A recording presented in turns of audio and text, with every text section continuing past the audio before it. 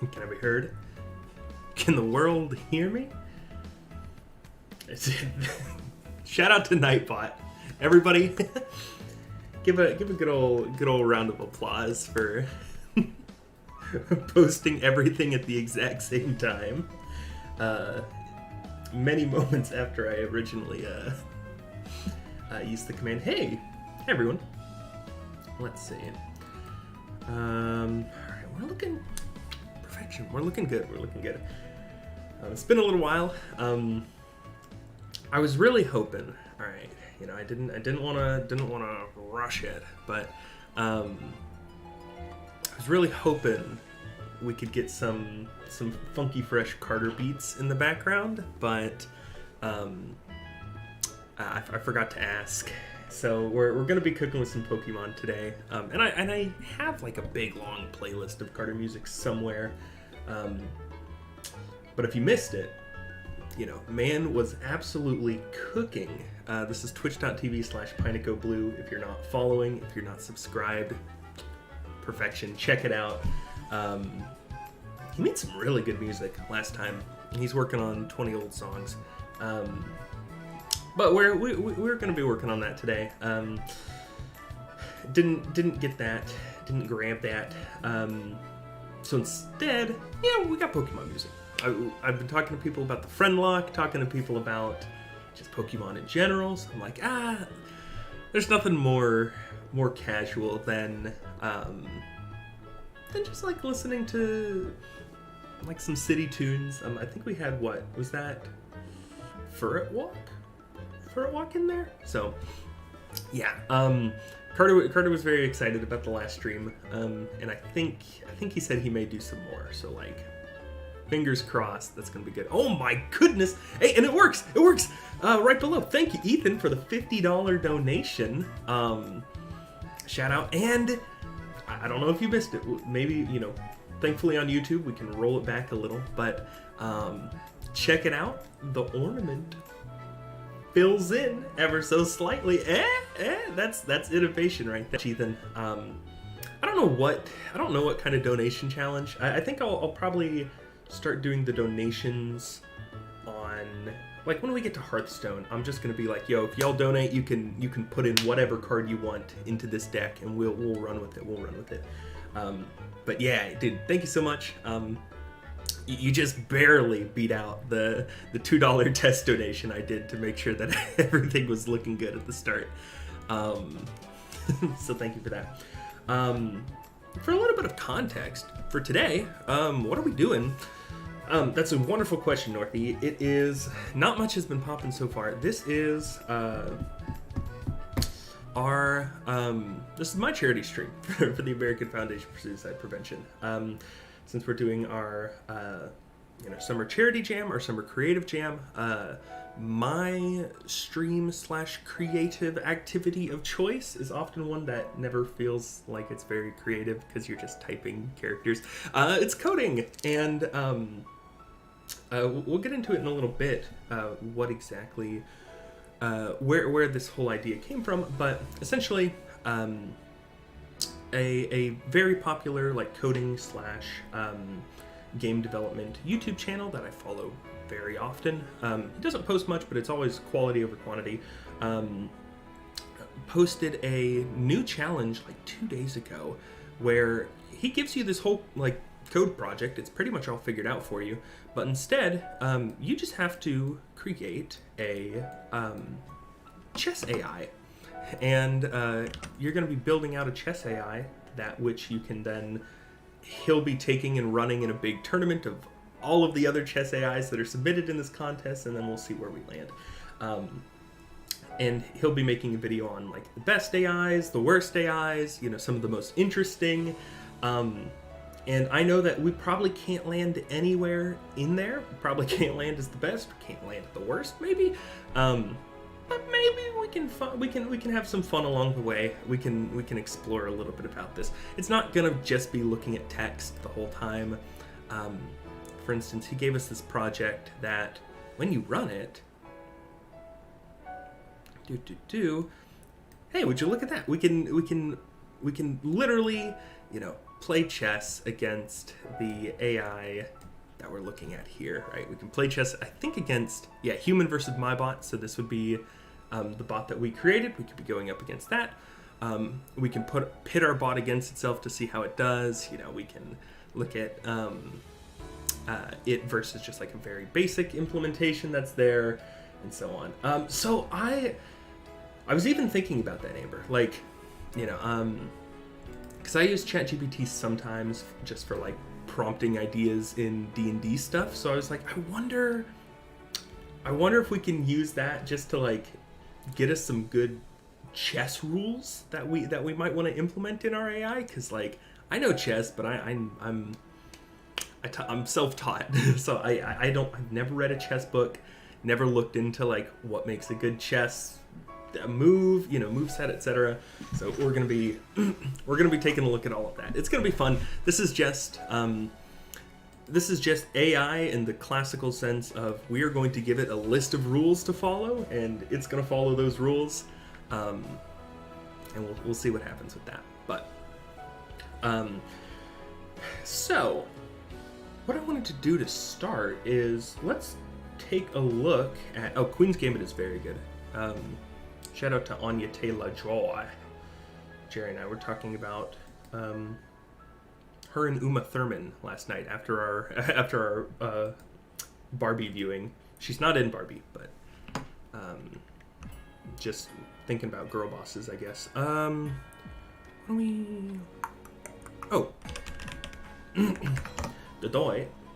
Let's go ahead and start today off by I want to actually show the video that this whole thing was inspired by. So here we go, folks. And welcome to something slightly different. Today I'm announcing a little coding challenge with the theme of tiny chessbots. Here's the rough idea. You'll be given this C# project, which when run will bring up a chessboard where you can play against the computer. You might notice it's not playing the most inspiring chess at the moment though, so it's your task, should you accept the challenge, to try and fix that.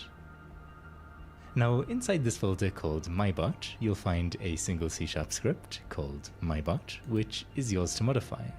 If we open it up, we can see it has a function called think, which needs to return a move, and as input it's simply given the current state of the board and a timer for keeping track of time. Right. Yeah, so the whole thing is pretty much done for us. We literally just have to create a way to find the quote-unquote next best move. If we can do that, we have a submission, we're good to go. Everybody's gassing up the Barbie movie. Is it truly good? I liked it. I think the visuals are perfection. Ken, who is played by Ryan Gosling, is really, really good in it. It's very funny. I overall really liked it. We did do the Barbenheimer double feature, so we watched 3 hours of Oppenheimer and literally ran across the theater to get in right on time for Barbie. So it was pretty good.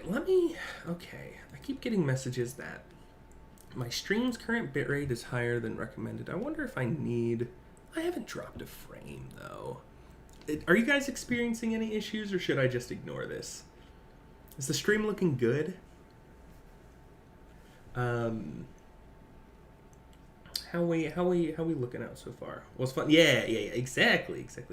Also, howdy Brooks. Hope you're doing well. All right, stream health says it's excellent. Yeah, I think we're good. I liked it a lot. What was I gonna say? It can get a little messy. It kind of folds on itself a little bit towards the end, but Ken. I think Ken was that whole bit was right now. The bot perfection. simply looks up the legal moves on the board and immediately returns the first one. That's not much fun, of course. So you could modify it, for example, by creating a random number generator and then returning a random move instead. If we go ahead and play the bot again now, it's a little more entertaining at least. By the way, you might have noticed this mysterious bar at the bottom of the screen telling us that the bot brain capacity is at 41 out of 1024. And that's because there's a size limit for the bots in this challenge. He's like Danish. The size is measured in tokens. So one token, for example, could be the name of a variable. And that and so on and so forth. These are all the little technical details. The main point here, is exactly as we kind of see. Our goal is to, looking at every single chessboard or every single chess move that we have available. It's going to be our goal to figure out what the best one is, hand that move off to our chess bot, and then, hope that it plays that move, hope that it beats us.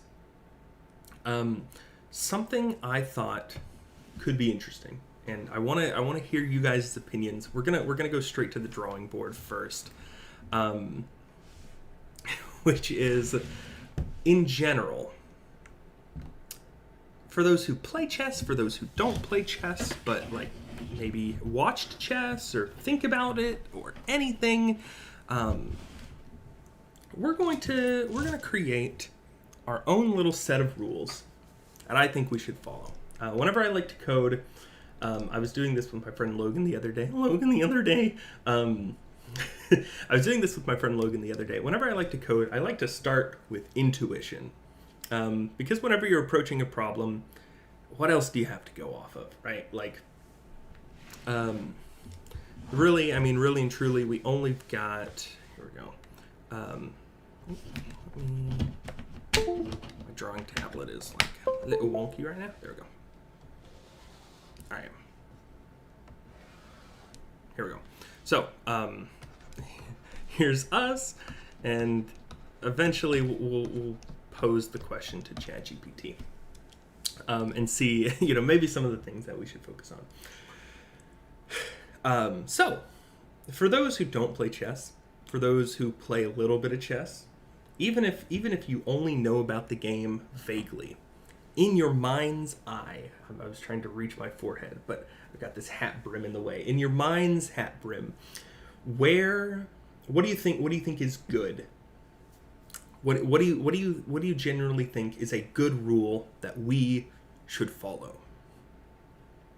That's a very open, very vague question. Also, get the music going. There we go. Okay. It could be any rule. I mean, it could be as simple as, if we can capture a piece, we should capture a piece.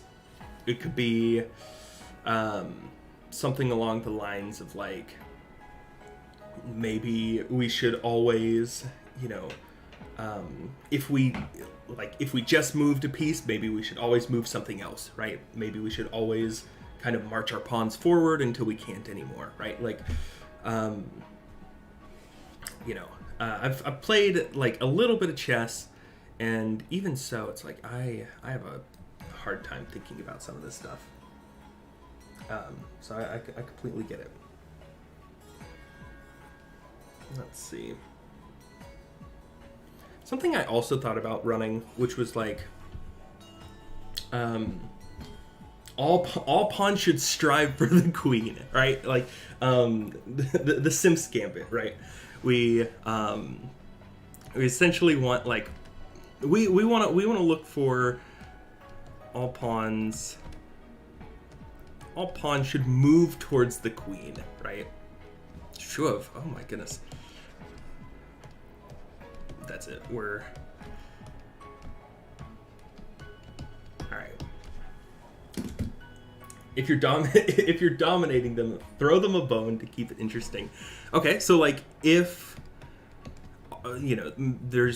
so like if winning, and we could come up with like a little way to calculate whether or not we're winning or not.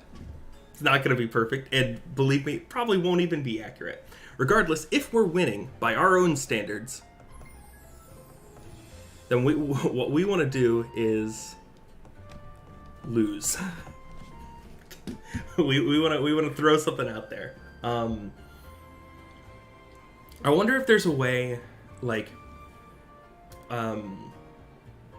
what if we also just tried? I agree, Doop Doop. What if we tried to go for stalemates? So, like, if there's a move that, so like if there's ever a tie or something, right? Like, we always choose the move that has the least number of resulting moves. So like, choose move with least resulting moves. Stall strats. Ooh, yeah, we could go the opposite. We could in theory go backwards and say we want to choose the move always with the most resulting moves, because maybe then that gives us some kind of advantage. Or if they have to calculate more moves based on more moves, then choose the move with the most moves for our opponent and the least moves for us, so that we don't have to think so hard, but they have to think a lot. I like that. So I'll say like, opponent, more moves. Sorry, my handwriting's a little loose, wild, and free right now, but okay, it's a win-lose scenario. Let's see. Some other basic ones could be like, trade,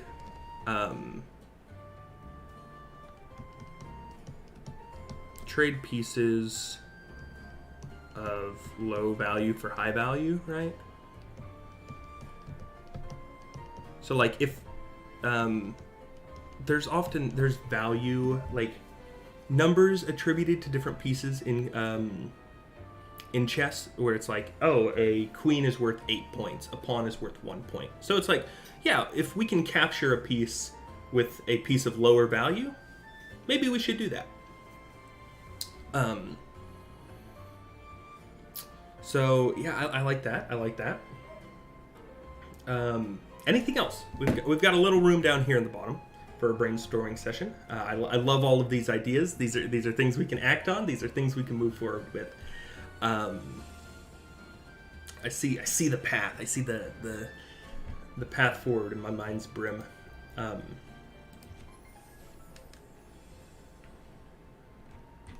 Let's see. All right. Okay.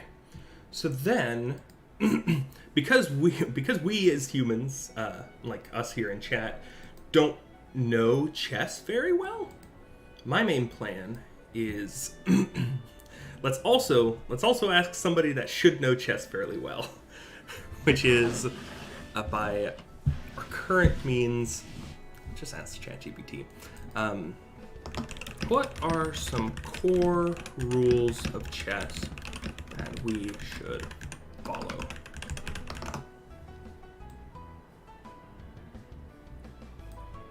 Okay, here we go.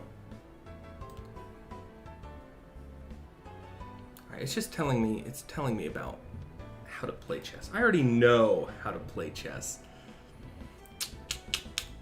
Okay. Touch move. All right. Assume I know the rules of chess. What strategies should I follow? To be able to beat Magnus Carlsen in a 1,000-game tournament.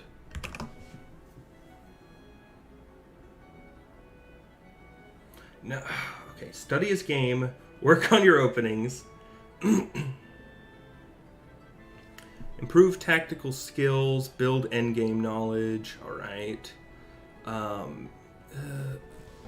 Okay. This is useless.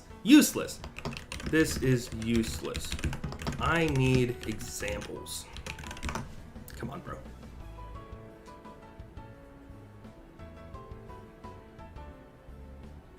Okay.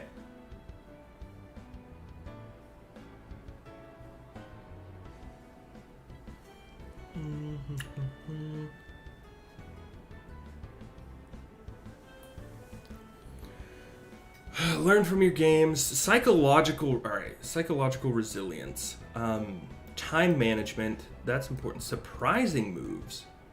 Occasionally introduce surprising and unconventional moves are set up to catch somebody off guard. That's what we're looking for. We just have to we just have to completely surprise our opponent, right? And we have some additional defenses. Okay, sure. That's not very... We can't just program every single defense into the game.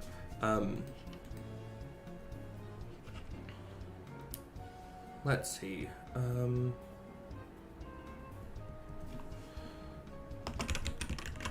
Describe a way to check to see if a chess move is one of the better ones available. All right. This is the last question I'll ask. Otherwise, we're throwing this in the trash can, and we're going good.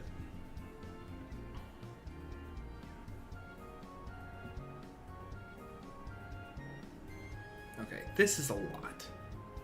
Oh my goodness, 11. Bro, you gave me 10 points on how to beat Magnus Carlsen, and here we get 11 points on how to check if a chess move is good. Okay, so let's see here.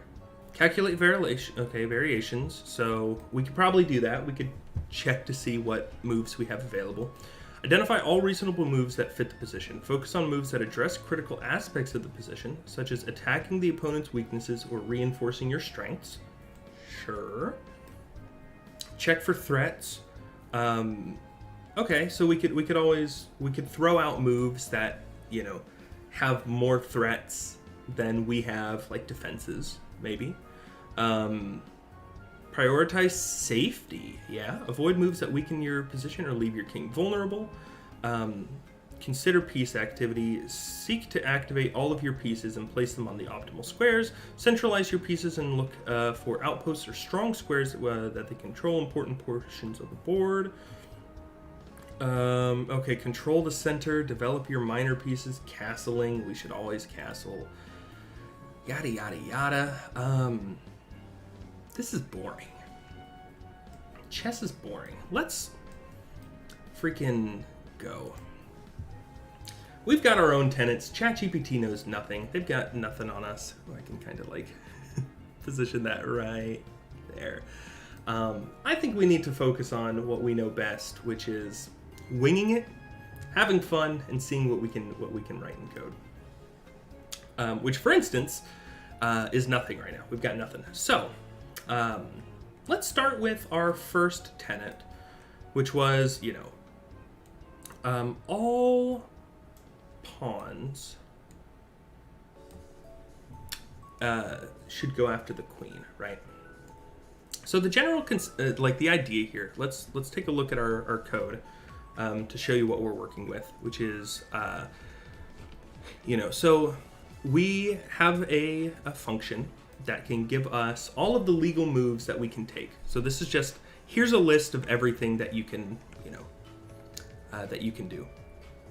And the moves have some additional data about them that our good friend Sebastian already put together for us. So we can see, like, where does it start? Where does it end?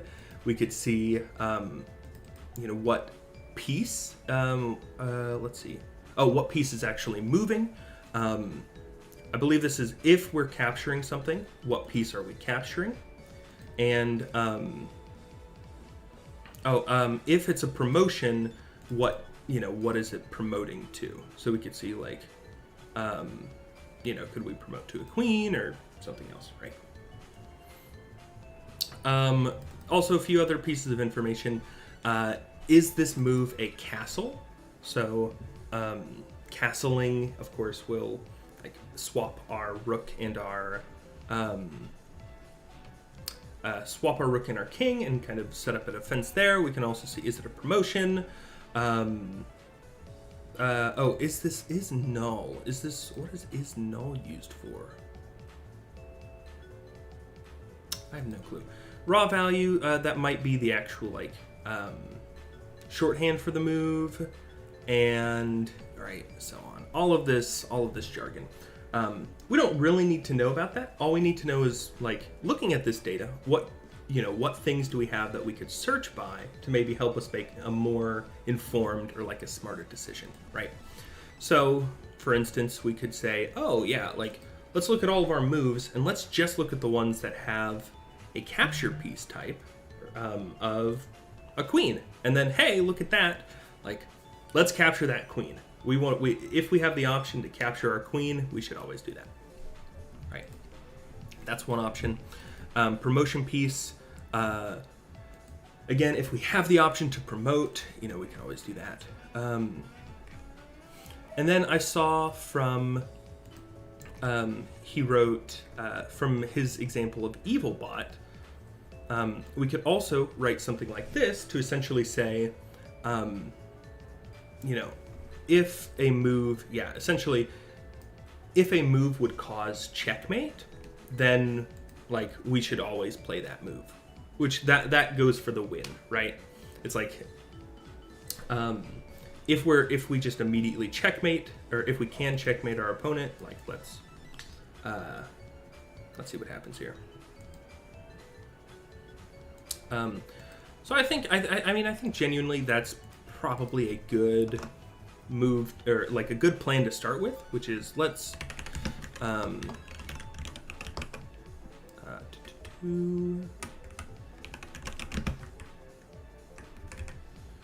steal his whole flow that he already kind of implemented for us and say, if we want if our main goal is for our chessbot to win, this is a good function that we could take from his Evilbot implementation, which is essentially, now we would just say, we want to grab legal moves. For each move, we're like, in his case, he starts looping through all of the moves to grab some kind of like interesting, value pieces, and then use that to help determine what move we should return. Makes sense to me. Let's just start there, and then we'll see what we can do. So for each move, we want to check to see if that move is checkmate. Then what we want to do is, board and move. And if that move is checkmate, then there we go. All right. So right now, we're just playing things relatively randomly, and then if we happen to stumble across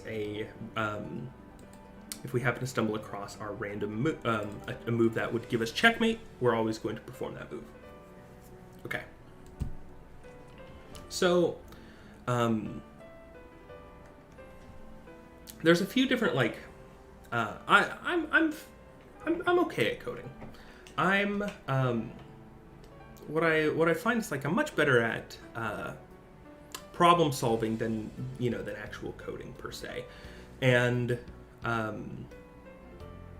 but one strategy that you can always take an approach to when coding is essentially when you have something like this, where if we're thinking about what this problem is doing, we're trying to find the best move, right? Which is kind of like a roundabout, if I were to give you guys a collection of numbers, and if I were to say, hey, find me, it's just a long list of numbers, and I was to say, find me the largest number in this list, one of the approaches that you might take is just like, let's go through each move, and we're going to, or in the case of the numbers, let's go through each number and we'll check to see, is it larger than kind of every number that came before it? And if it is, that's our largest number, and then we'll go on to the next one. We'll check to see, is it larger than the highest number we have so far? No, we'll keep going, right? It's like I'm equating this whole problem to us finding the maximum number in a list of numbers. And if we have a way to assign some sort of like value to our move, then literally we could be able to treat it as like, yeah, let's just find the move that has the highest like goodness value, and then we'll just always return that move. So maybe what we want to do is we want to do something like this. It's like var move value equals like let's see, I don't know what to call this, like move goodness equals calculate value of our move. And if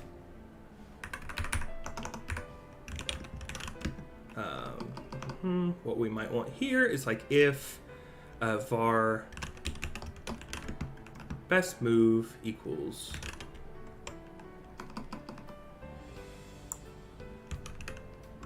move 0, like we're just going to start with this is our quote-unquote best move.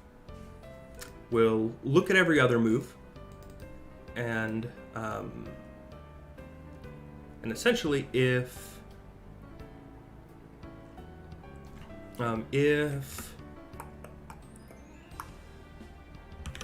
move goodness is greater than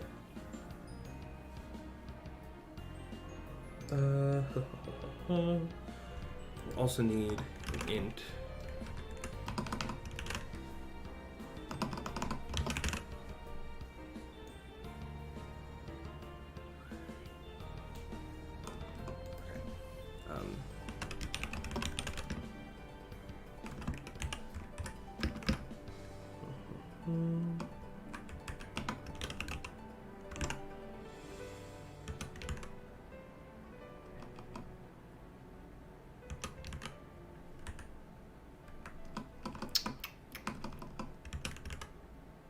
int.min value. That's what it is. Okay. We're gonna say we have a value. It's our minimum value. And what we'll do here is we've got best move. This is just going to be blank for now, but eventually it will say, let's find our move goodness. Let's calculate it. If our move goodness is better than the best value we've seen so far, well then best value equals move goodness and best move equals move. Here we go. And then we just want to return best move.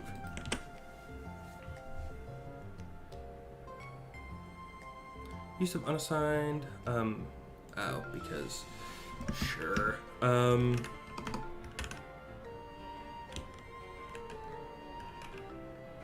we go. All right. So we're just going to give it a random value, like a random starting value.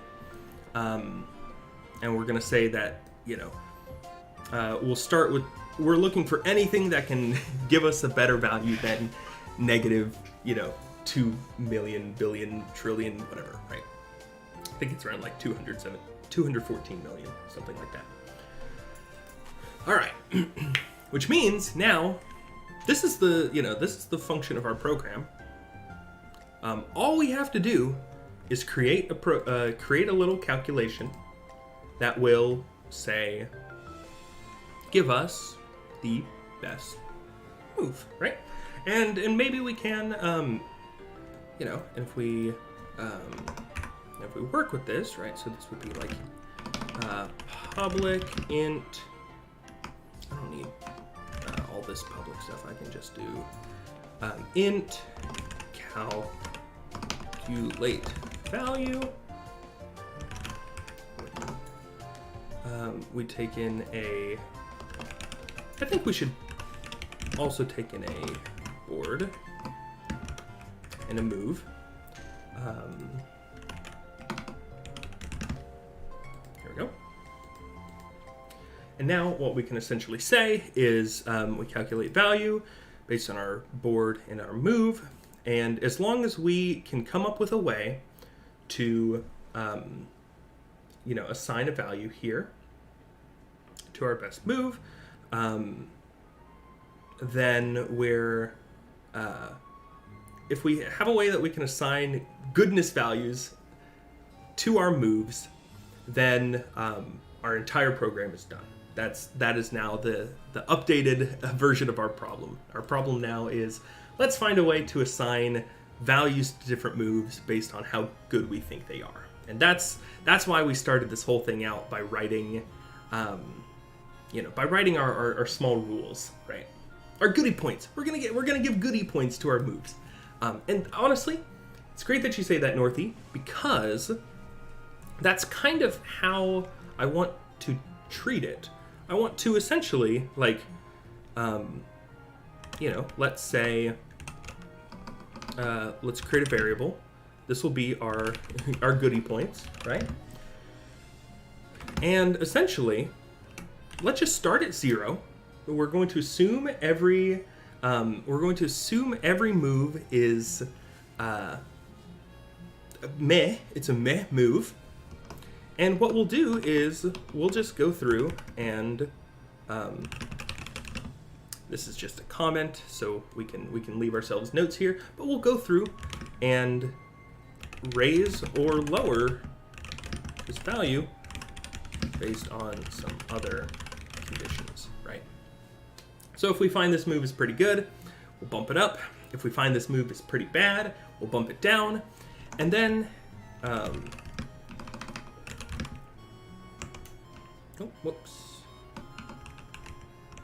goodie points. Right? And then that's all we have to do is we'll just returning goodie points just means this is the value that, this is the value that we are generating for each of these board, for the current board and this current move we're looking at.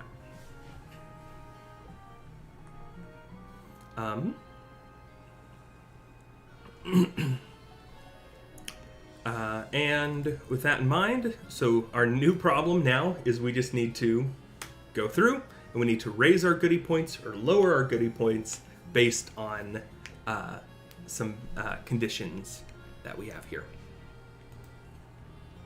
I also,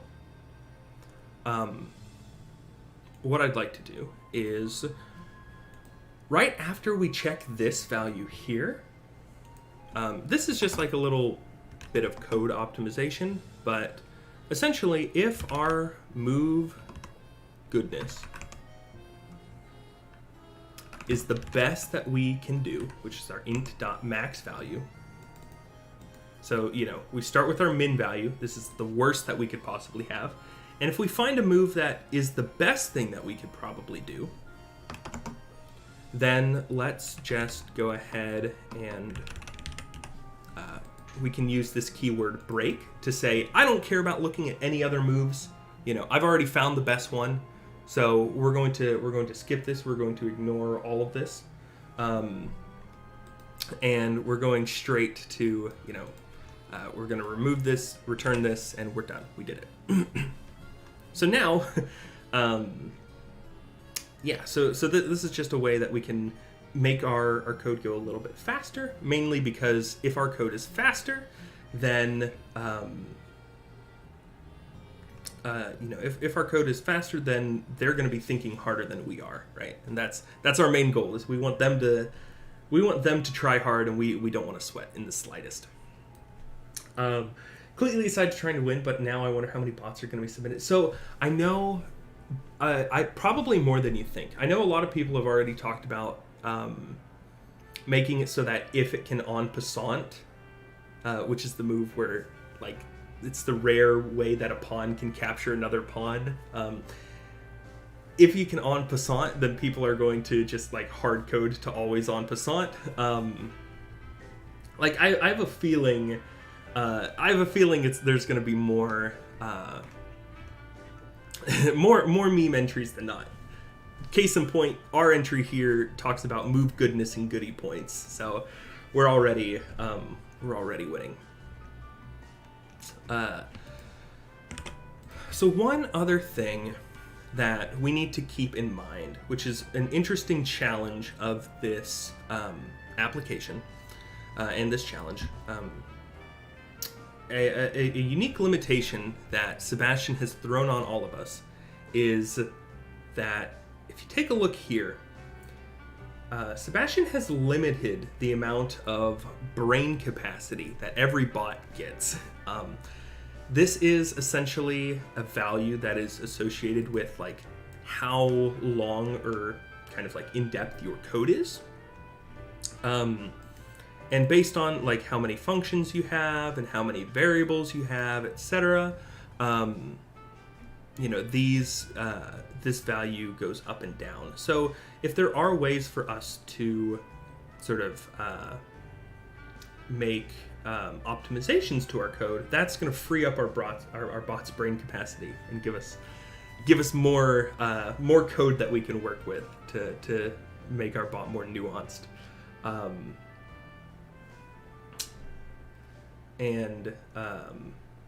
That's our so currently we've used about 1/10 of our brain's, you know, total capacity, right? So we better hope that we can fit 90% of our bot's brain into calculating this value, because if we can do that, we're good to go. And well, let's throw some dirt down and see what we can do. So, for instance, you know, if let's go ahead and do move is checkmate for our board and our move. Int max value. Here we go. Here's a good place to start. What did I say? I don't remember. Let's just throw some stuff down. Essentially, what we want to do here is my thought here, based on some of the stuff that we talked about. If we want to win, then let's go ahead and do let's throw this out there. Which move is checkmate. Then we return the max value. This is like us saying, this is the best possible move we could possibly get. Oh, let's throw some dirt down.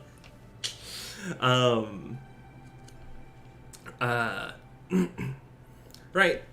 If this is our key here, if we want to win, then our best, we might check to see if our move is checkmate.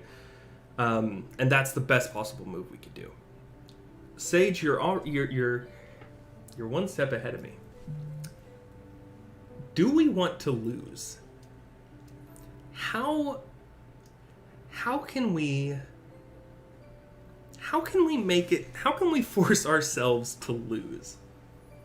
Because like there are ways. Like if we just play dumb, we can pretty much always lose. Like if we always,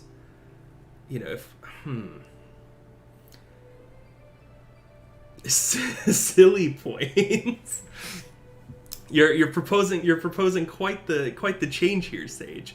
So you're saying rework this entire piece of code, and by rework I mean just change some variables to go from move goodness to move silliness. And if our move is the most silly, then we return that move. See, I think I agree, because, like, I don't think we're going to win. And I don't think we should try to win. I think we should... My first thought was, what if we built a bot that, let's just go for... Let's go goofy point. Change of one letter. Goofy to goody. So let's see here. The silly. Let's start with the silly.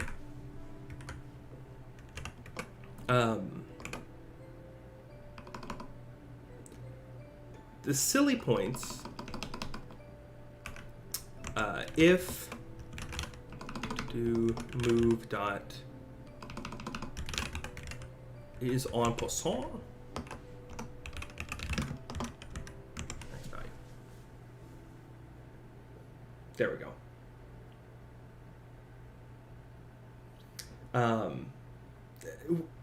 So we just need to be thinking, what are the features of losing? Like, how do we lose?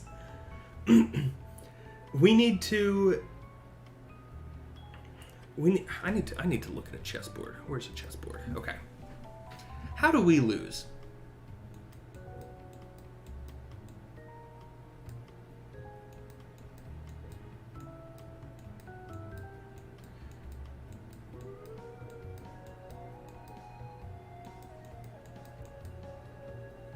So repeating moves will cause us to lose.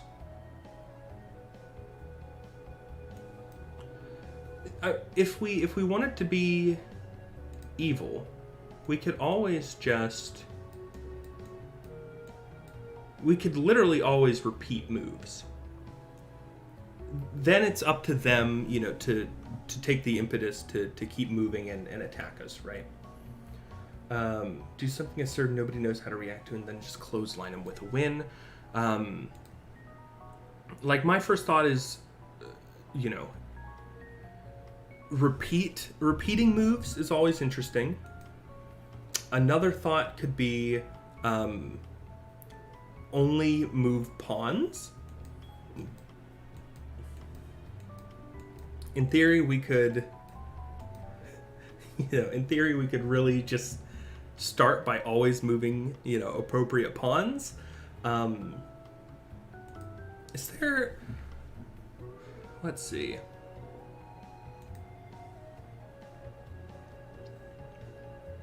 We could take a completely different approach and go the way, as kind of a math person, we could calculate to see how far a piece can move, and we always strive to move the furthest distance. There's all sorts of different values that we could take into consideration here, because all right, if we take a look at where we started, where we ended, we could scrap this whole project and come up with just a quick calculation of distance, and always try to move the furthest, either from where we started or from where our piece last was, right? Because then, like, all right, the knight might take priority to kind of move around, but then if, like, both the knights die, then, like, oh, who knows, let's just say that, like, okay, if the knights die, well, now the next, the moves that we could move the furthest would be, like, these pieces, right? But then, once that opens up our queen, like, our queen can move diagonally. Like, I'm just spitballing. We're throwing stuff at the wall. We're still kind of in that brainstorming phase, and we'll see, like, what can we do, because now we might be able to move back and forth, right? It would until they were captured, right? And then it might be interesting to see, like, what is the best. But I think you're right. Like, it would be bishop, rook, queen, and it would just move them to bad positions where they would get captured anyway. That being said, that might be good for our for trying to lose, right? Like, I don't know. The thing is, there just isn't a measure of, like, without a bunch of analysis and these chess engines and so on. Like, it's very difficult to gauge what did I... Oh, if this helps on. Right. It's very difficult to gauge what is a good, or, like, what is just a bad move. It's almost too abstract to approach it without a little bit of human touch, human flair, right?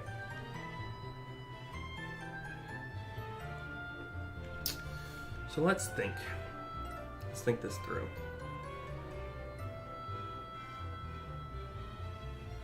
This is an interesting challenge.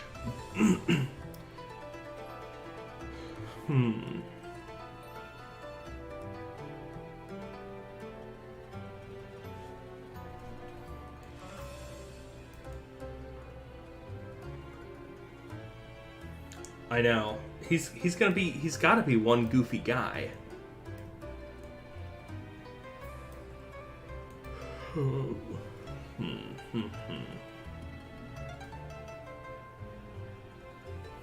If I do board, I'm curious what information is kept on the board.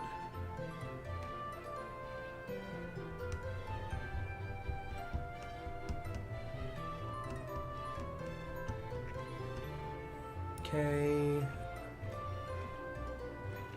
I'm just curious, is there a way...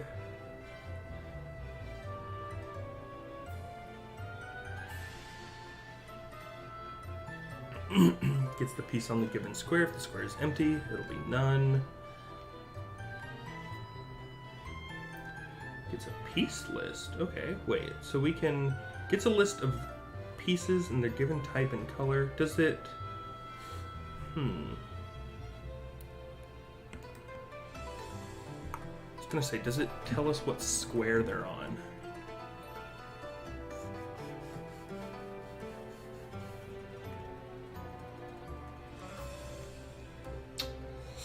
When we gather this.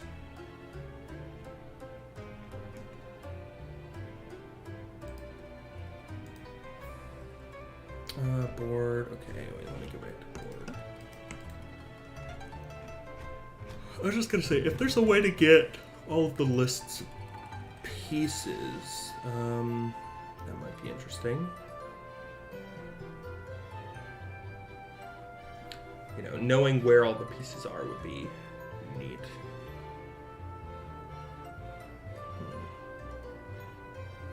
My thought, good old searching through the API looking for something that might do the obscure thing you want. We love parsing. We love parsing things that we didn't make. What is Zobrist? That's a number generator, right? I feel like I do know that.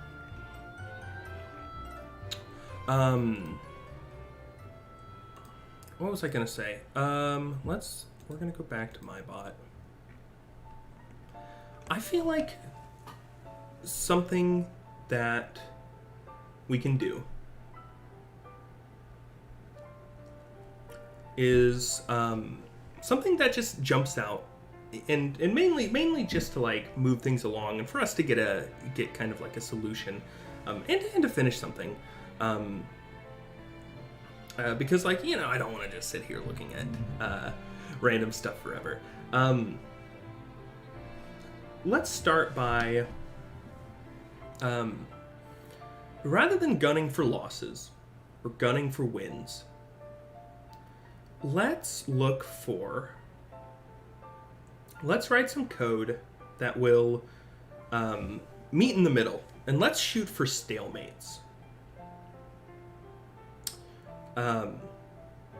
This is going to be hard. This will be very hard. But in my head, you know, we're going back to the drawing board for just a moment. Sorry, ChatGPT, I'm taking your position. In my head, right?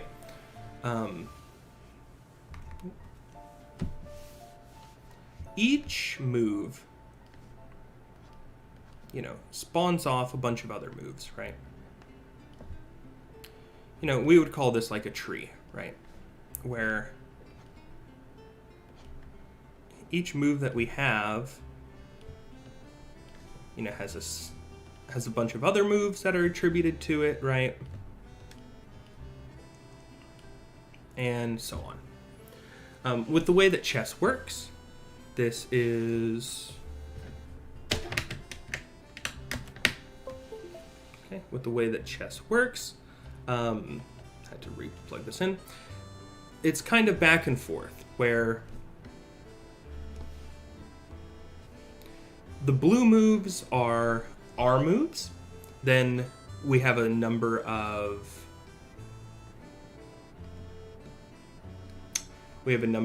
moves that would fall to our opponent. And then, kind of going back to blue, we have a bunch of moves that would be like, the number of moves that we can make, right? Which then corresponds back to, number of moves our opponent makes and so on and so forth, right? It alternates. And I'm kind of going off of this idea that I mentioned here. What if we choose this as our main kind of guiding principle, which is, what if we just do a quick calculation?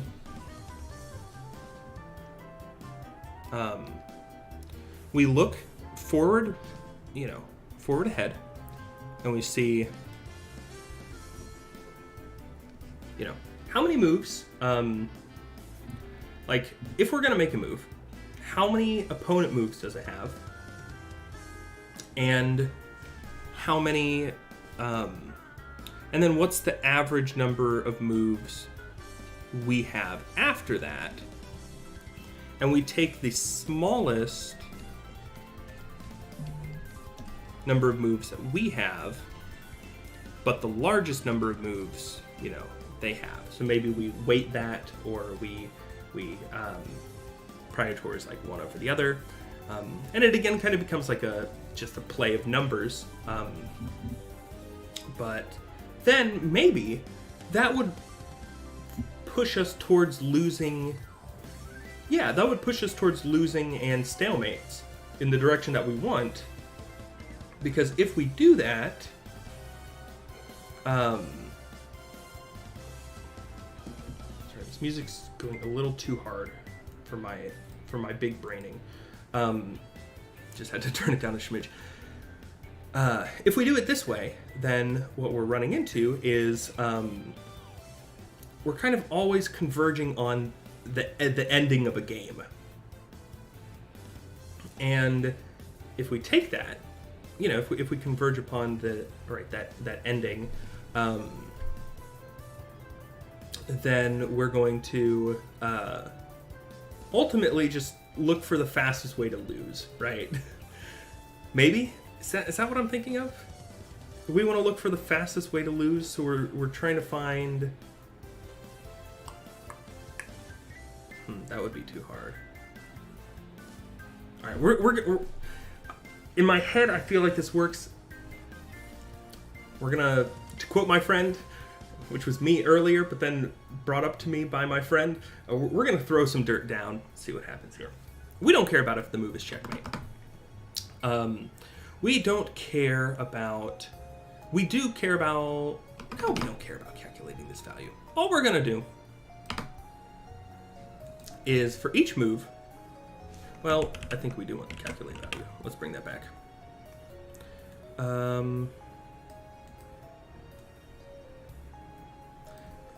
Don't think we're gonna need that. Okay. So let's... actually, I'm bringing this all back so I have an example here, but okay. So, what we want to do, we have this move.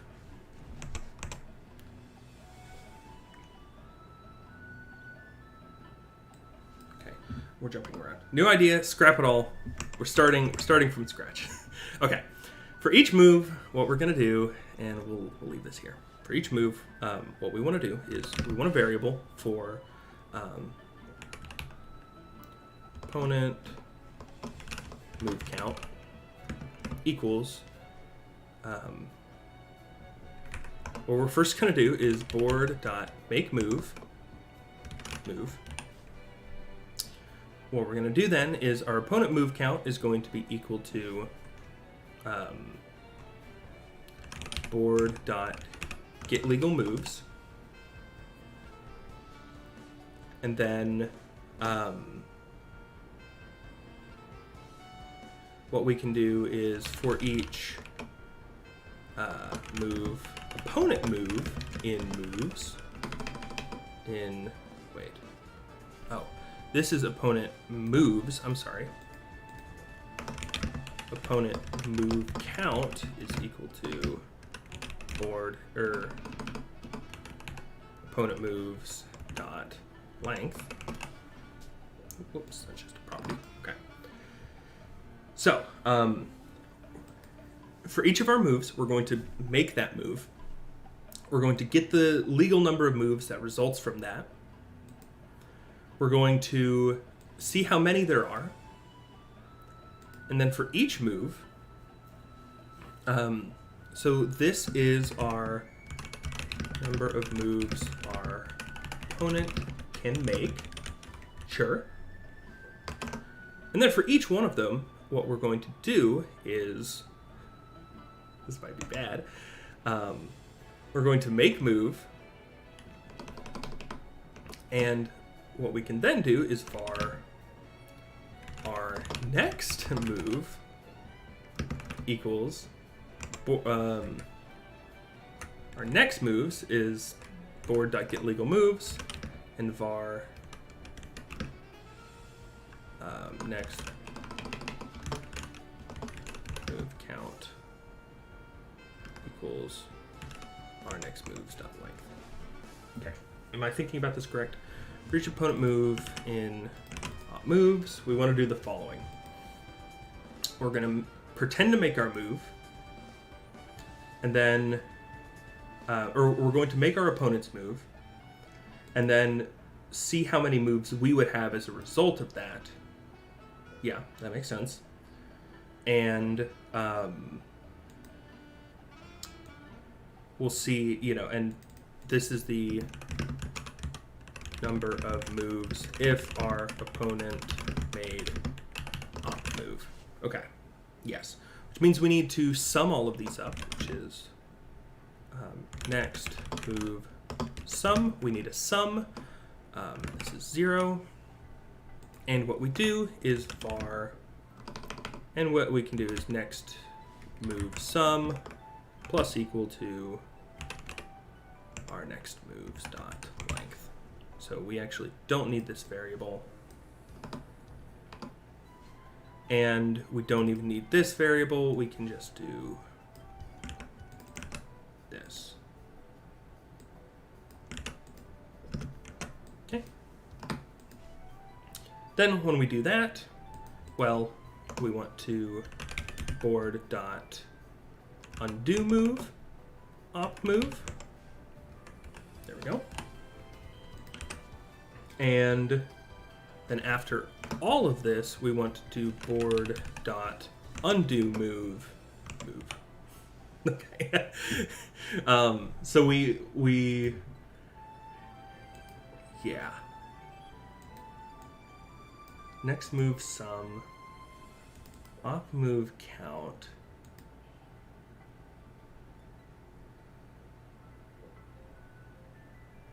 So then what we can do here is what do we want to prioritize? Do we want our opponent to be able to have the most options? Do we want our opponent to have the fewest options? Do we want ourselves to have the most options? Or I think we want ourselves to have the fewest options. I think that's what we want. I definitely think that's what we want.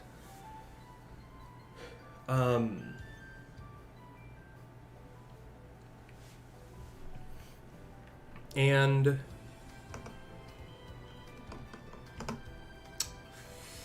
we want ourselves to have the fewest options. So what we want to do then is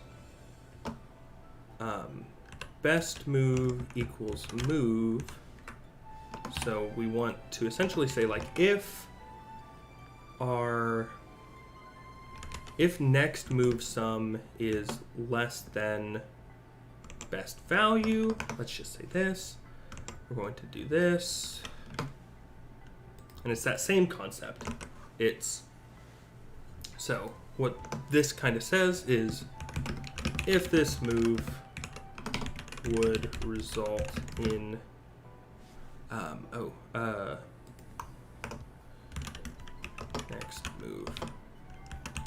average equals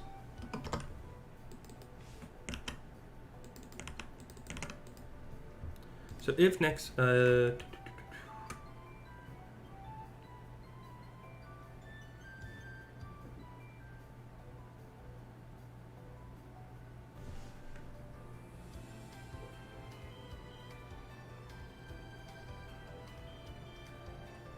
next move average is equal to the next bar. This is supposed to be a float, sure. It's equal to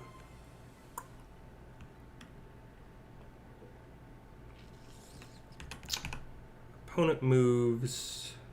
Now this is next move sum divided by next move by opponent moves dot length.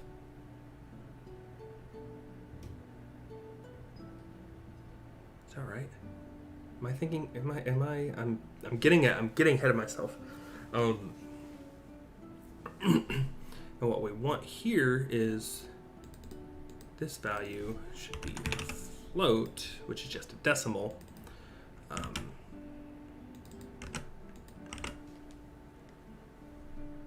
So, yeah.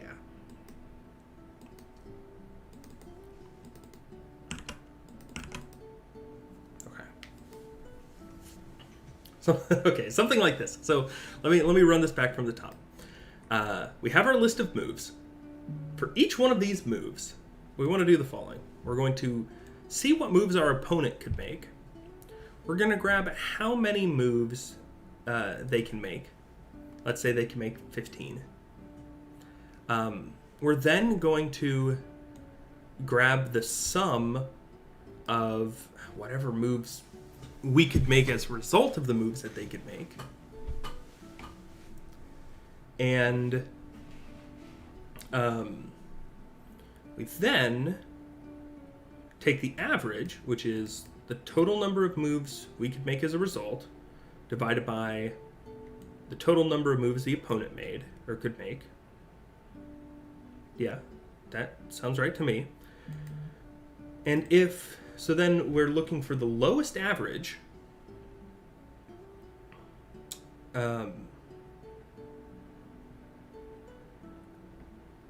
Yeah, so we're trying to give ourselves the least number of moves to make. And then, based on that, we just continue going on, and then after we've looped through all of the moves we have available, then we just go ahead and return our best move. And this gives us a small function that will always look for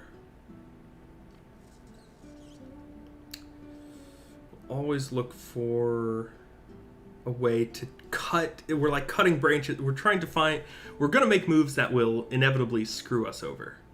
I think this is what this kind of says. Not screw us over, but just limit the amount of options we have, so that one, it takes less time for us to calculate, but then also the opponent has less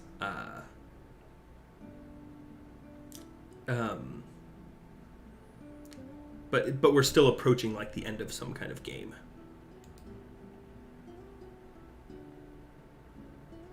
Here we go. Okay, so I don't want to go up against. Oh,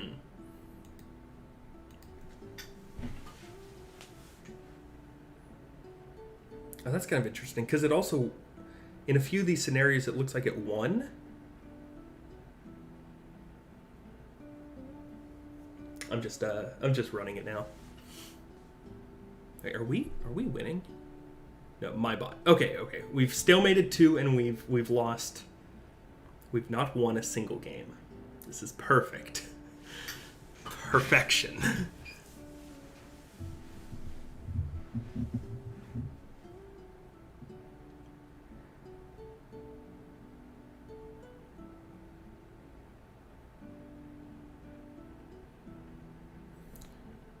kind of interesting. It feels like, at least...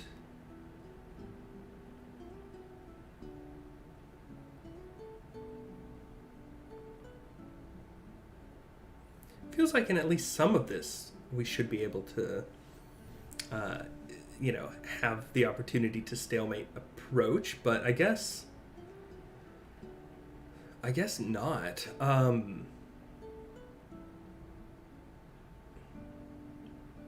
But we've kind of made a bad bot. I'm kind of curious if I do me versus this bot. So this move is pretty much always our opener because it cuts off. It doesn't feel like it should add any.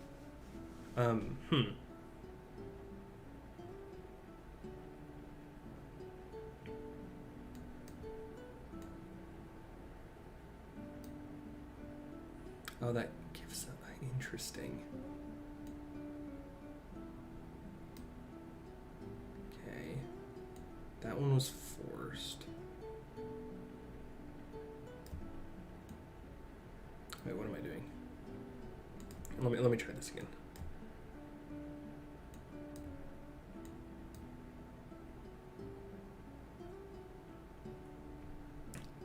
See, I can always beat it, right? Because it's going to make those same, like, 4 moves at the beginning, which is, like, move the knight and then just keep moving the...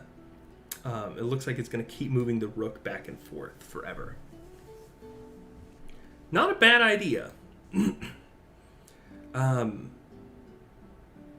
Is this what we... I mean, like... Is this it? What other ideas do we have? Like, what else could we throw in here? To mix things up.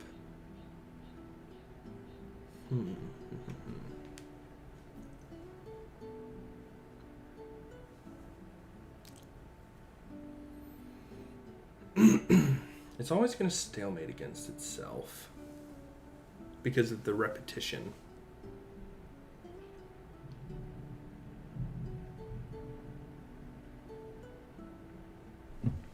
But is stalemating a bad thing? I'm kind of curious if I...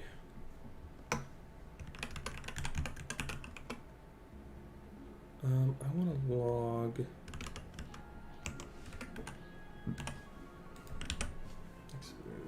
console.write line. Yeah, let's see.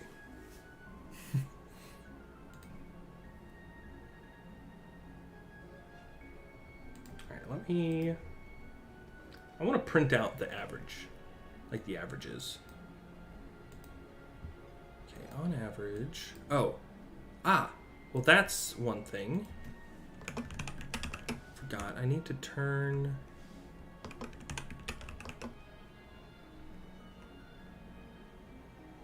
Need to make sure these are both floats, because in a lot of cases there's going to be ties. And I want to make sure that there aren't any not that there aren't any ties, but if there are ties, we might want to do something else. So if average is the same, and maybe choose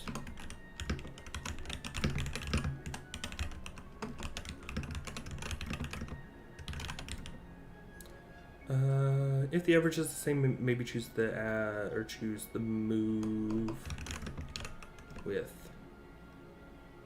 more opponent moves. I think that's probably what we want. I don't know why. Let's run this again. There we go. So now we should see, aha, there we go. So yeah, there were like 20-ish moves that the opponent could make, and what we found was this one has a lot of moves we can make. You know, this move, if they made that one, gives us few more. Is that right?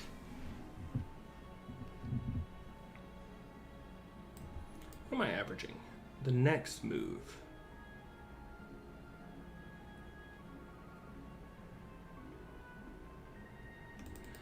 Why do I feel like next move average is not correct? To pretend to make the opponent move.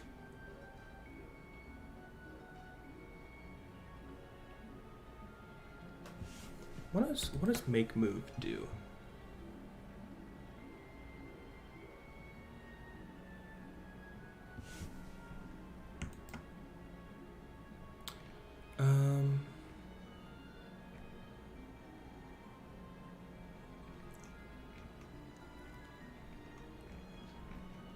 Does it?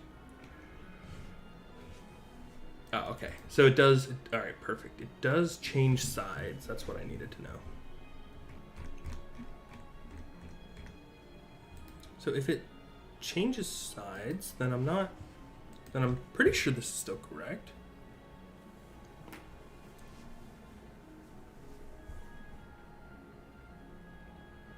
But I guess I am curious, how does the opponent making a move give us a bunch more options?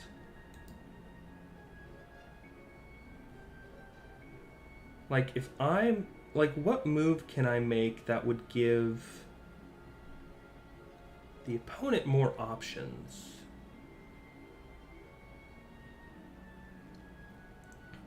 Like, it feels like it would have to be a piece capture.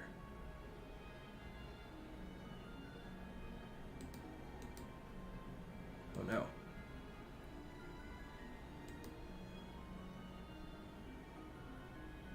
Is my bot taking too long? Wait. Let me try this again. No? Okay. So it still does the same thing.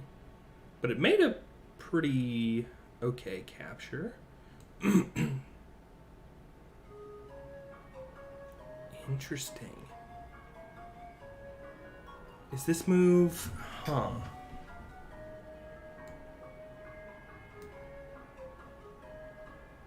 I mean, that kind of looked like a... Okay. Maybe I'm overthinking things. That looked like a interesting sacrifice. Because it took that pawn in hopes that I would take. But if I didn't take... Let's run that again. Wait.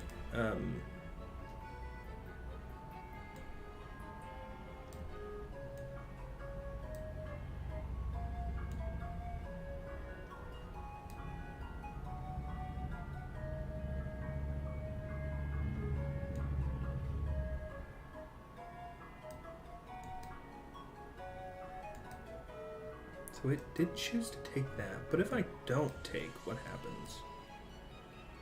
It takes. If I don't take, what happens? Is it just...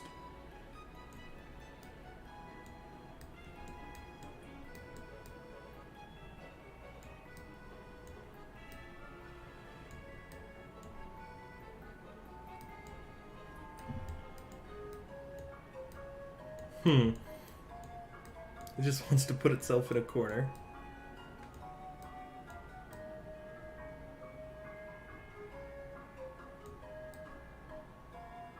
Nice.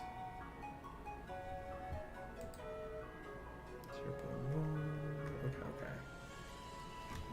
All right, so let's take a look at this. Let's also add here. So if for some reason the next move average is the same as the best value, or as the best move, then what we want to do is we'll do best move is equal to I know we're crushing ourselves. This is great. Oh, whoops. So if they have the same average number of moves, then what we would do is we want to choose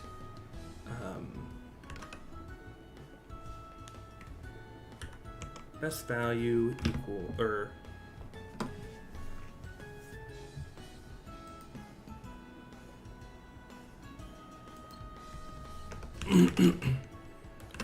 best.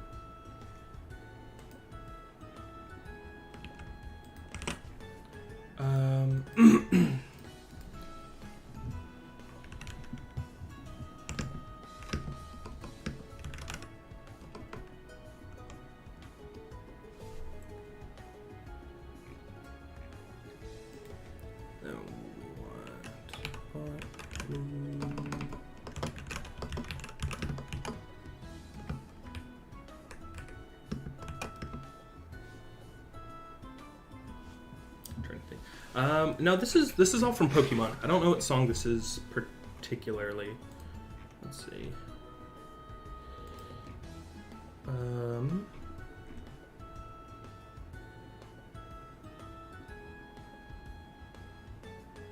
Yeah, all the music comes from Pokemon. I don't know which song. There are 100 songs. It's very long.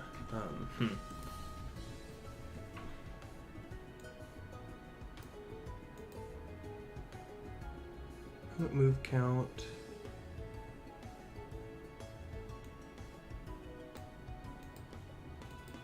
We're going to do best value. Let's rewrite this just so it makes more sense. So if then most opponent moves, or if the opponent moves dot length is greater than most opponent moves, then what we're going to do is we're going to set that. We're also going to set this value equals next move average, and we're going to set the best move equal to move. Okay.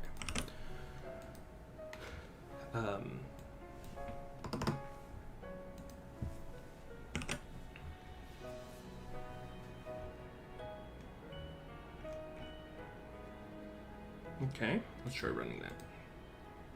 So now this is essentially saying if we ever run into a place where there's a tie and you could make either moves, we're going to make the move that would give our opponent more moves to make. Hey Breezy, how's it going? It's going good. We've been bouncing around, honestly. We're probably, let's see, what times? It's been about an hour 30. In like, I don't know, maybe just a little bit longer, 15-20 minutes. We'll probably swap over to Hearthstone here. But I wanted to we've got a basic implementation for our AI, and it's very basic, but we're gonna run it. We're gonna see. I kind of just want to see it against EvilBot. The central idea is that we are trying to limit the amount of moves that we have to make, so that we're pushing for some kind of stalemate or some kind of or loss. We'd like to lose, and we want to give our opponents the most amount of moves possible while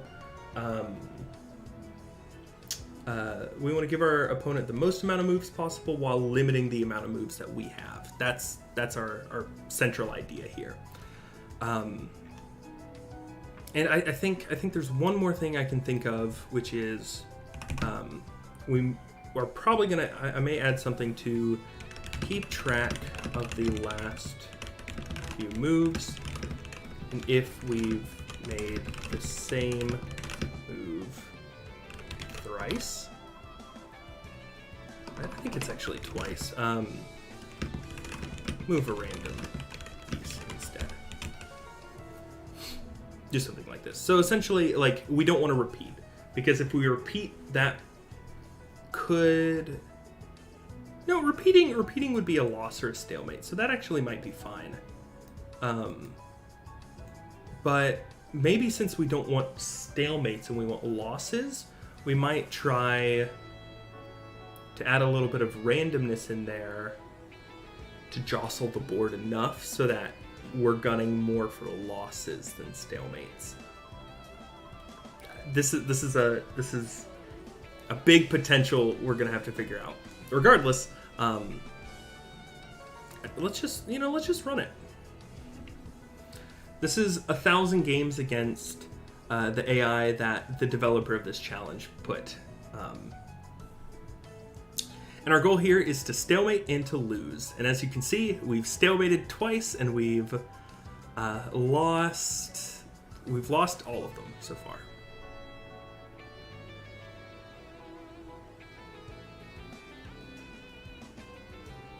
Which is good to see.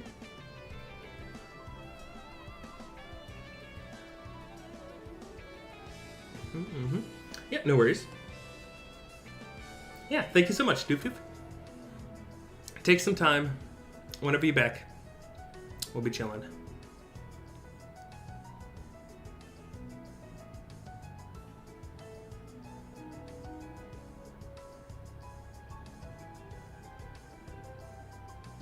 Okay.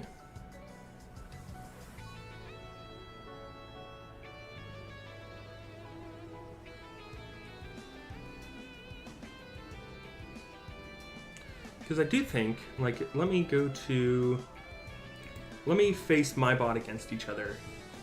What you'll see here is, like, yeah, we're going to repeat a lot of the same moves, and that's just going to keep, stalemating against itself. But I guess if ideally we want to lose, and we don't want to get stalemated, we just want to, like, die. One thing that we might be able to do is, right, add this randomness, right? So,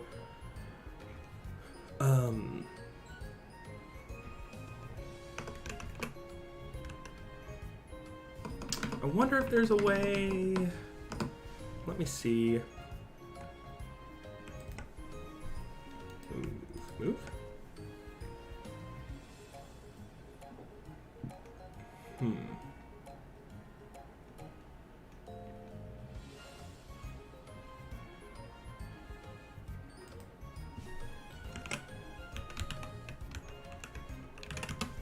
I kind of want to see entire solution.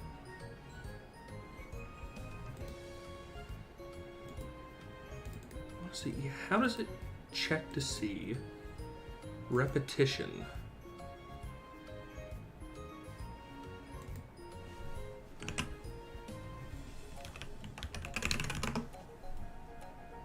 Threefold repetition, okay.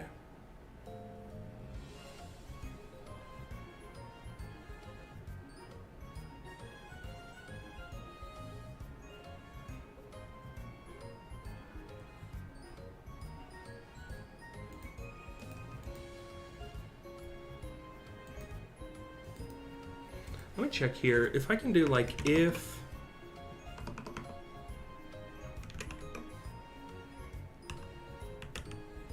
board dot make move. Let's see. I want to try something. So, like, board dot make move, best move, and I want to say, like, if board dot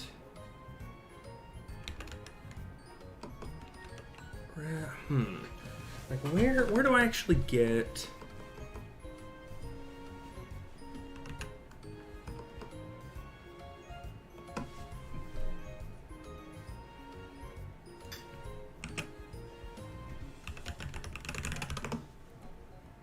threefold board dot reposition position history?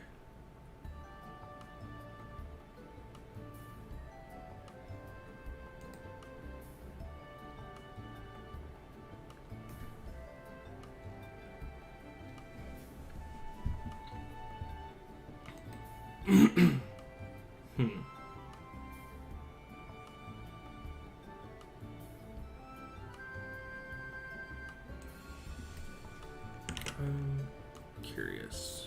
Can I put this in my bot? Yeah, okay. So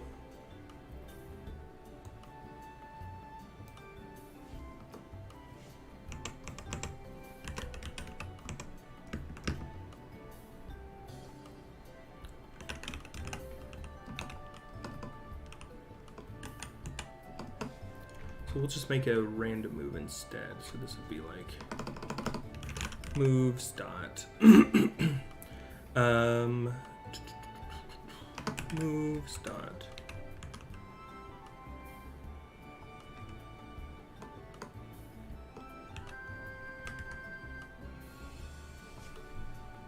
let's see. Let me find the video.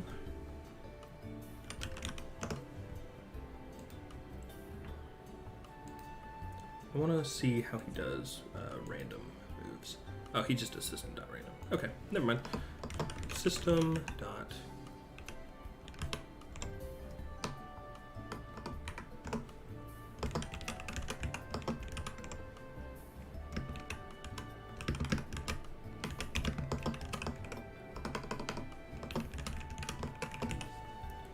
Okay, and we can do rng.next of moves dot blank. Here we go.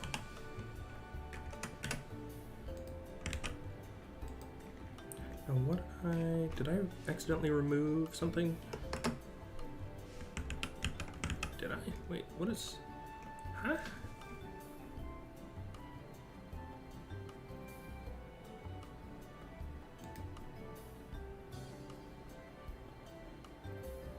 Oh, I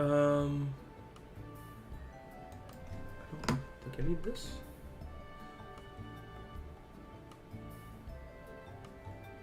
Oh, dang.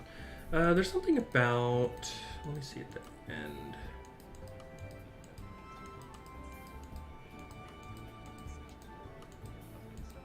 Okay, so I can't actually use this repetition. Oh, dang.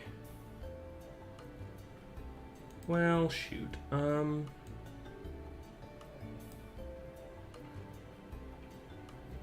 That's fine. The repetition should be fine, because that would still result in a stalemate, and that's our goal, that we're aiming for stalemates. So,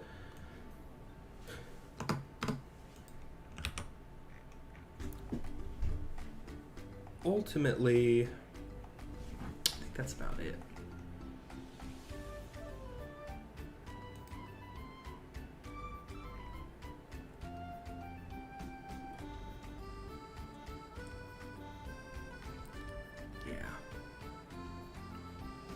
Let me grab a water. Let me run to the restroom, and then we'll submit this because I'm done. I'm done thinking about this. We made a bot that just tries to give our opponent the most amount of work and give ourselves the least amount of work, and that's all we need, right? So then we'll go ahead and kick up some Hearthstone in just a second. So we'll be right back.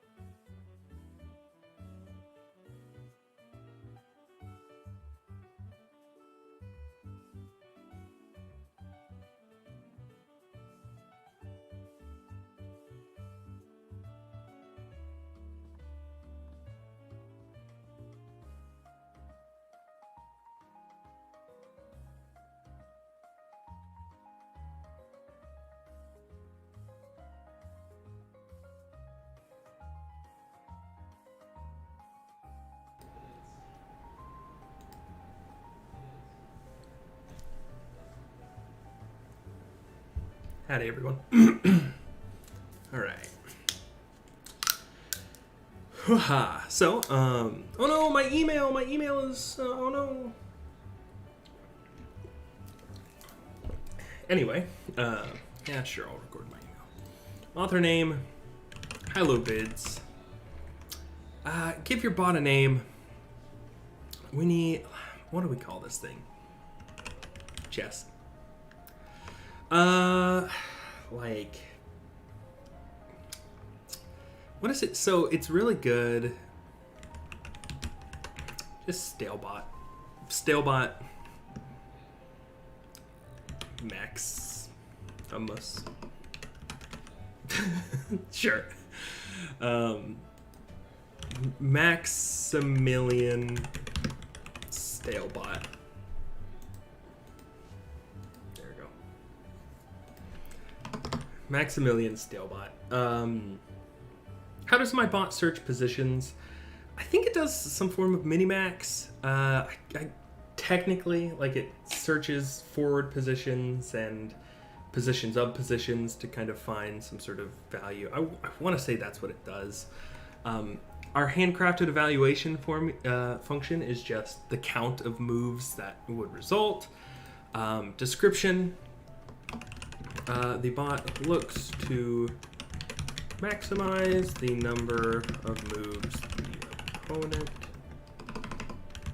can make while minimizing the amount of moves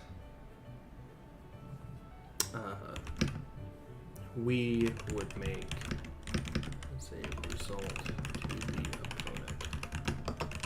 opponent. The goal of the bot is to lose. Is to stalemate or loss. Accept? Yeah, please. Sure, send me a copy. Paste the contents of my bot.cs. Let me take a look at this just to make sure I'm doing this right. Sebastian.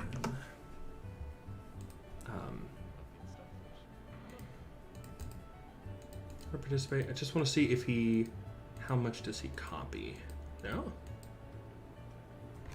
well, let's go here, read the rules.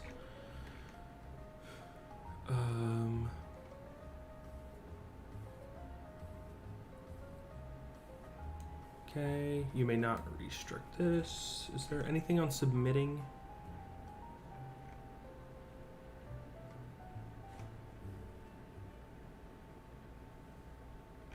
Nah, okay, I'm just gonna take the entire, it says the contents of this file here, so we'll copy the full thing. And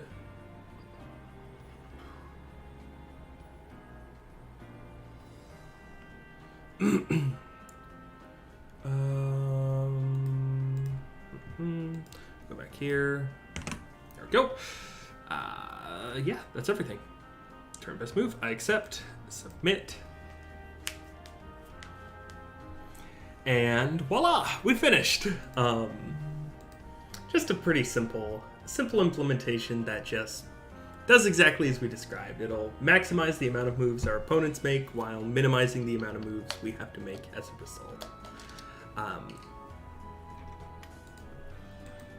But that gives us enough leeway to have a submission and ultimately,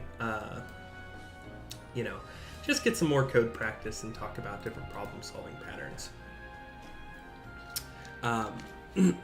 However, now, because it's only been about 2 hours, still wanted to stream a little bit more. We're going to let's get some Hearthstone in. Let's play a little bit of Hearthstone. Oh no, my other email. Scheduled maintenance 11 p.m. That should be over. If not, it's over in like 10 minutes. And we can chill. Oh, we got a $10 donation from Julie PTC. Just now noticing that. Thank you, Julie. What does that bring us up to? What's our total? Where is my charity tab?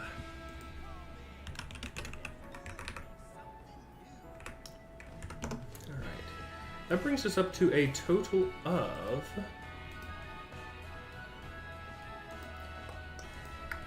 $188. Nice.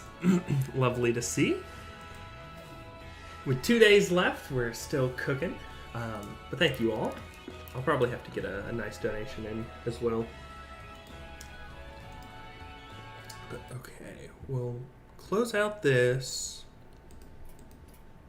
We're going to, let's open up some Hearthstone. There we go. Perfect.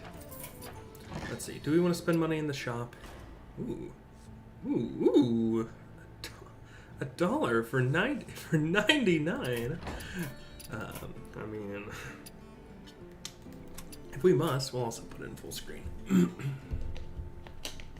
Everything's slightly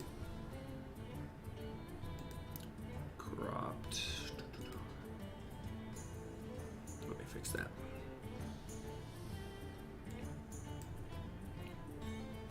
Okay. There we go. All right. Real reason we're here. Let's play some Hearthstone. It's been a little while. I think what I was going to do is I wanted to give you guys the option to submit different classes, different cards, different archetypes of decks that we could build. All using probably the wild set because I've just got so many cards here. But for those who aren't, I'm sure everybody's at least remotely familiar with Hearthstone at this point. Let's see.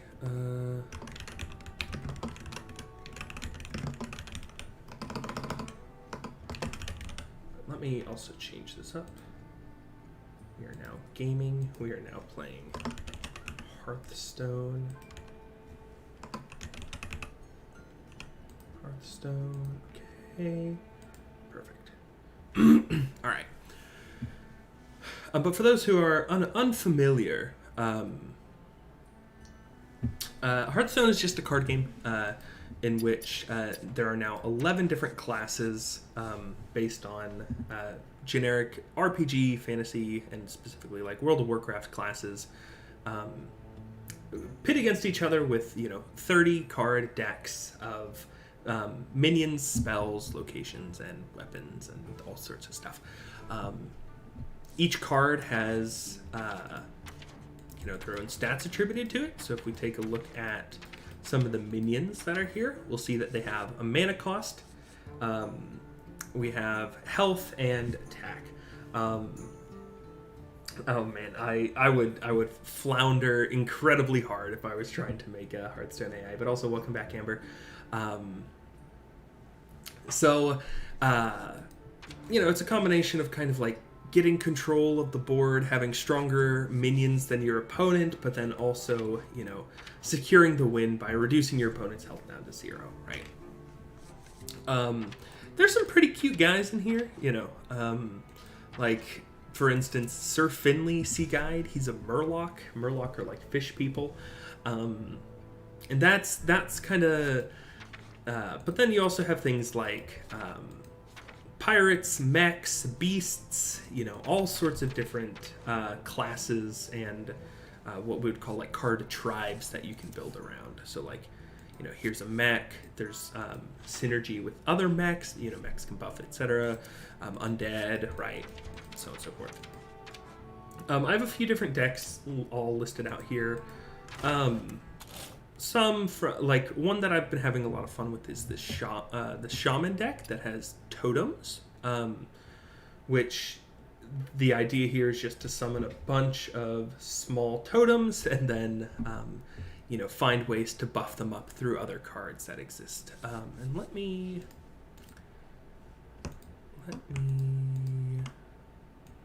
Oh, that didn't work. Oh, hey, also a $15 donation from Sage. Wait, shout out Sage. Right when I went to look to change the change the size of everything, we'll zoom ourselves down. Thank you, Sage, for the generosity. I think that pushes us over 200, right? That's $203. Let's freaking go, folks. Thank you all. And we'll put the bauble right there. Put the bauble. Where do I want to put the bauble? I've been calling it a bauble a lot lately. Like, is that a British thing? To call like Christmas ornaments baubles? I don't know. Or is that like a north thing, south thing? Where's that come from? Right, there we go. I got smaller. I'm now just a wee baby compared to all of the other cards that we see on screen. But thank you, Sage. Thank you, Julie. Thank you, Ethan, and thank you, the Dandy Boys, for the test donation that I put out there. All right. I've been having a hankering to make. I made this deck the other day. This isn't League. This is Hearthstone. Silly. Believe me, if this were League, Amber wouldn't be here. I built this deck a while back. So this is a Spell Hunter, which is it's filled to the brim with spell cards that is all built around this one card here that will recast everything that we cast throughout the game so far. So I think I built this a little while ago. I think just until we get back into the groove, we all get a feel for what the game looks like. We'll play through with this.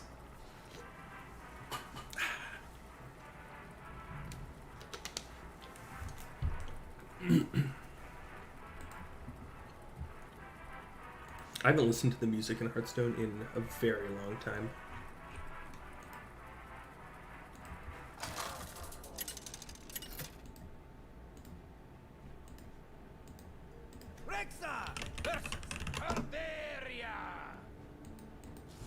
No one knows the truth of my sorrow.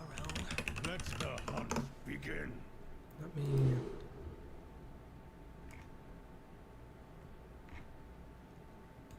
Ooh, that's pretty cool.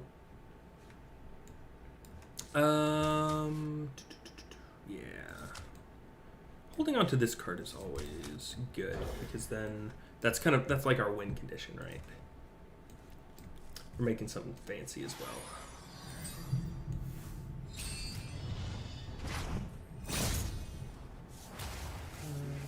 Also, do you guys hear that thunder?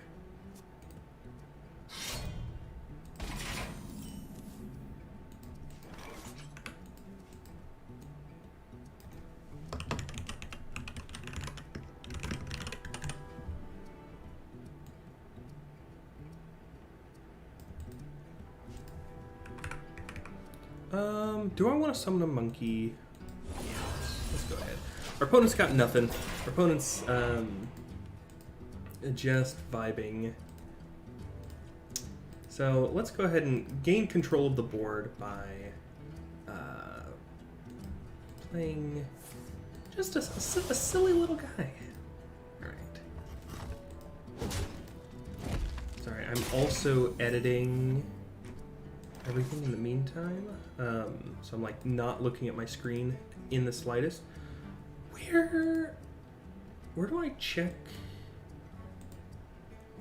Can I not change the thumbnail of a live stream?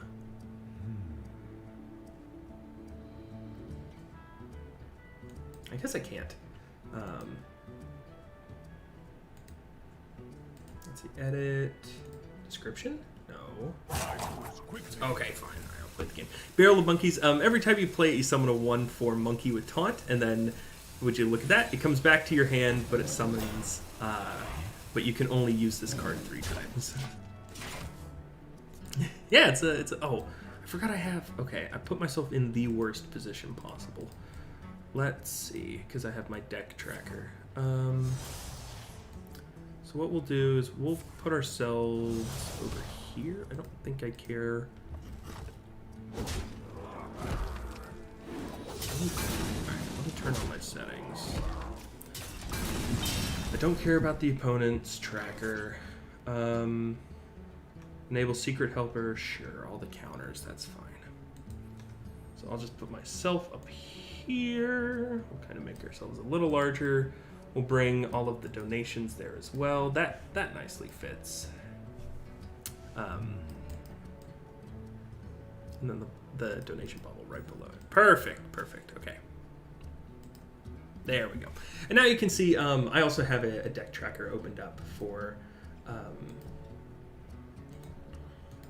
the cards that I run, so I can see what's still in my hand, what's still out there in my deck, and vice versa. What am I missing? I'm missing live chat. I can't see a ding dang thing.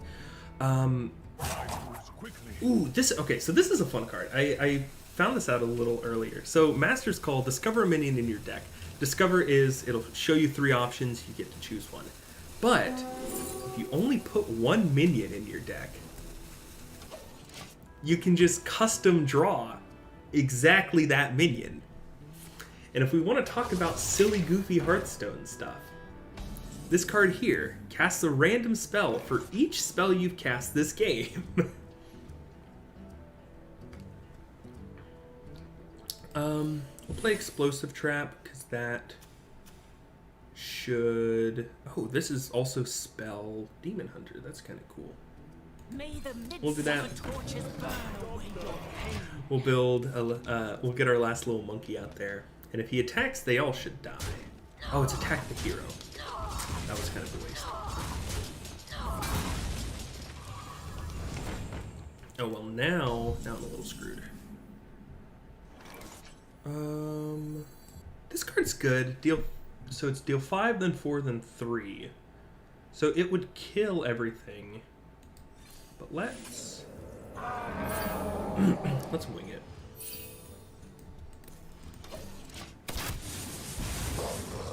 We're just gonna try and get some of these minions on board.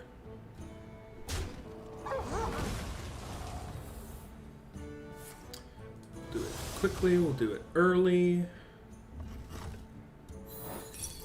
And to try and establish some board presence. We're already pretty weak. We're gonna need some health. These little doggies are evil doggies. We this. There we go. Oh, you meant the little Mastiff doggy. Mastiff doggy is go bye-bye. Silence an enemy minion, draw a card. Interesting. Double interesting, but he's just trading everything off. That's fine, actually.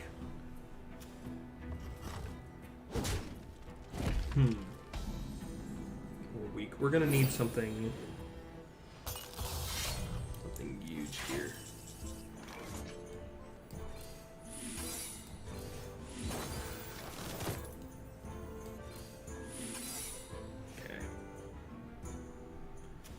When an enemy minion attacks, return it to its hand. That's the 4/3. That's the 5/5. So the 5/3 should, or 5/5 should go back to his hand. Means he can't really deal too much to us for it or with it. That's gonna be nice. Yes. Okay. And that's gonna give him an awkward board to work with. Okay. Yeah, alright. Just keep dealing damage, that's fine. We now gotta... Oh, I didn't know that would... I forgot that would trigger. I thought it was an enemy minion attacks, but it's been a while. I can't play that, that sucks. Let's hit here. Hit. and we just have a 5-2. It's really awkward. Having 11 health, it's kind of bad. We're in a bit of a weak spot. Hunter doesn't have much healing, so that's puts us at a smidge of a disadvantage. Let me sing the pain away. But if we can survive one more turn, which we might be able to. That was actually pretty cool. Then, Alright, I think we're gonna do this. Just to survive, because then we could play this and it would cast it again. That would be really helpful for us. And then, if not, we also could play Yogg-Saron and potentially just win the game. And because that's always good. The question is he gonna get... Come on. Ain't no way. He was just holding on to it. He has exactly lethal. 1 over. That's sad. I just wanted to play. I wanted to play Yogg-Saron. That's alright. The best part about playing fun decks in Hearthstone is that you lose, you turn around, you just jump straight back in. And we have some quests that we can do. If we do those quests, we might be able to get some nice packs going on. And if we open up a pack, we could get a legendary. Getting legendary cards is always nice. I'm slowly working through unlocking everything. Like I'm trying to get every card in the game. It's very difficult, of course. But let me A just cause is move you there. always worth fighting for. Let the So you can see. begin. Who do you watch? Because I've seen I watch a good few streamers. I watch mainly like just YouTube content for Hearthstone lately. Like I watch a bunch of Raren. I used to watch Crip, and I used to watch so much more content, but mostly it's just Raren these days. And his name is fun fact, aside from this is nice. I see you've brought guests. Oh my goodness. Alright, we're getting doggy back. I do plan to stream a little bit more. Just as like an additional creative outlet. Next week we have the new FNAF DLC, so that's gonna be nice. And then beyond, past the FNAF DLC, I think I'm also gonna try and stream My Friendly Neighborhood, because it screams silly, goofy FNAF vibes, and that's gonna be nice. This card is actually gonna be really annoying for us.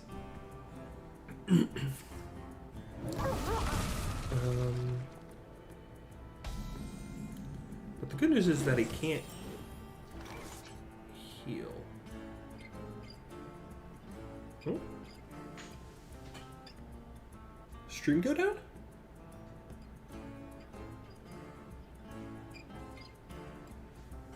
Something happened?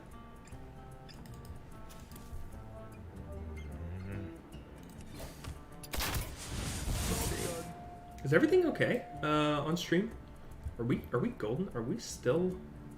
All of a sudden, everything's just dropping. YouTube is not receiving enough video. How? Is it just okay? It looks like things buffered out. But yeah. FNAF DLC is gonna be nice. Looking forward to that. And then the My Friendly Neighborhood looks silly goofy. Gonna play that. Then that might carry us into when we get to October. It's over because City Skylines 2 drops and perfection. We're bringing the whole thing back. Ugh, all right, this is so awkward. I've got nothing to deal with this. Actually, so we just keep hitting face and hoping for the best. Apparently. It's all in your head.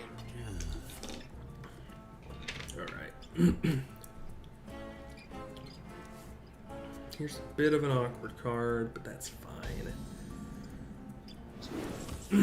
Hunter's Pack. We could just play this. After 3 friendly beasts die, draw a beast and give it +1. This actually is kind of useless for us. So we'll play Alley Cat.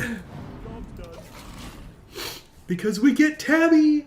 And then we get Alley Cat. Look at these guys. They got little gems in the teeth. We love silly, goofy cats. So what's happening on screen is this card Kazakis. If your deck contains no duplicates, create a custom spell. That archetype of having no duplicates in your deck is also very fun. We could almost certainly play that one as well. I think we go ahead and play that Star Power deck to clear everything out. Things are so then the cards that we draw will no longer cost 1 more. That will be nice, and we can really truly start grinding. We'll probably play To My Side this turn. Ooh, huge. I apologize. I woke up relatively quickly before stream started today. But alright, this is looking good. What card is that? Don't lose durability while you control a dragon. That's cool. Also, is he going to tank the 4 damage?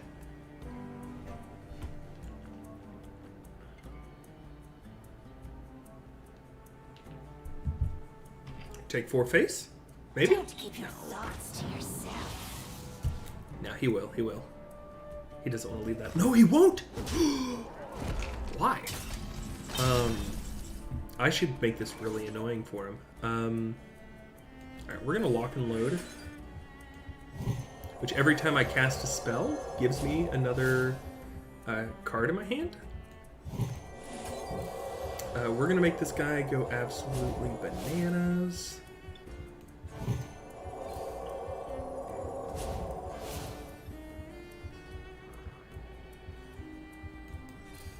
We'll do that. Ooh! Yeah, look at that. Putricide. After you play a secret, add another random secret. So we can keep generating value and we can keep going forward. So secrets are essentially like Hearthstone's trap cards, right? So when an enemy hero attacks, instead of, this one is instead of attack something else.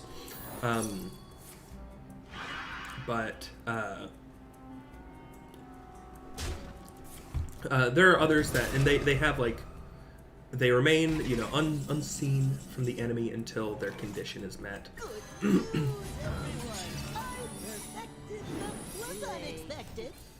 And that's exactly what we see here. Frenzy. I don't know what Frenzy does, but let's play this just because we have no other weapons. We have the mana. And who knows, like, after 3 friendly beasts die, we've played enough beasts off of other cards that eventually it's bound to happen. I'm also thinking of streaming a little bit more Hearthstone because, like, I used to stream a lot of Hearthstone. Way back when, believe it or not. In college, I was pretty consistent on the Hearthstone grind, but I think now that enough time has passed since I really started playing again, we'll crack it back open, maybe make some content every now and again. Who knows? Just have fun. What secrets do I even have? Explosive trap, freezing trap, dart trap. Yep, no worries. Have a wonderful time, Sage.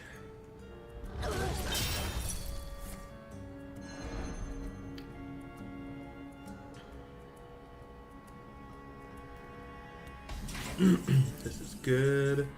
So we can get... Oh, wait, hold up. 4... That's 12 damage. That's almost lethal. Let's play this.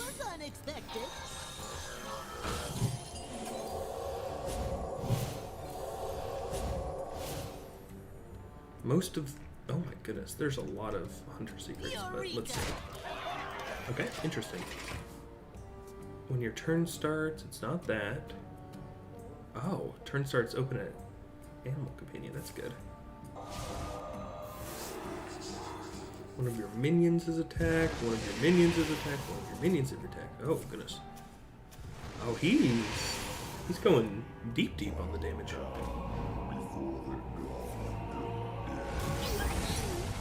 That's funny. Wait, where'd it go? What?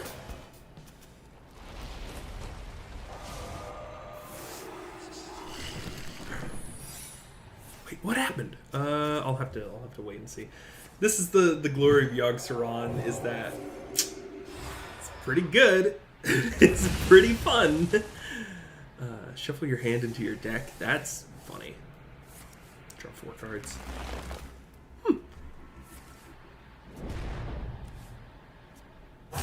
Quickly. Is that okay? Oh, nice. I think that gives us lethal. Do we just go for the win?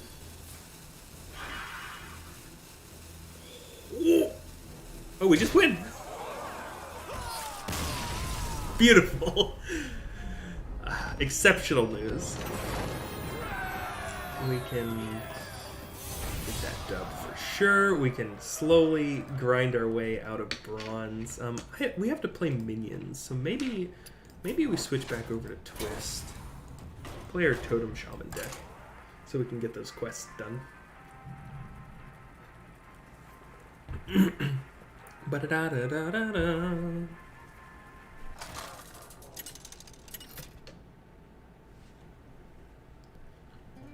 Morgul versus Anhilda. Eternity, you're up. Okay. Both these cards are good, actually. Maybe we just keep on thinking from below. So the purpose of this deck is, again, summoning a bunch of small minions and finding different ways in our deck to buff them up. So, like, you know, this might be a pretty good anchored totem play. Because then every time I use my hero power, which summons a random totem, it's going to give that a buff. It's going to give us some additional attack and some additional health. Kind of nice.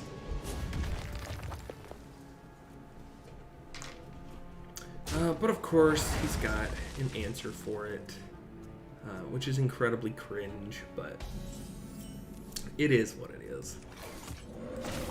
Play this. Yes, it's a taunt. That's great.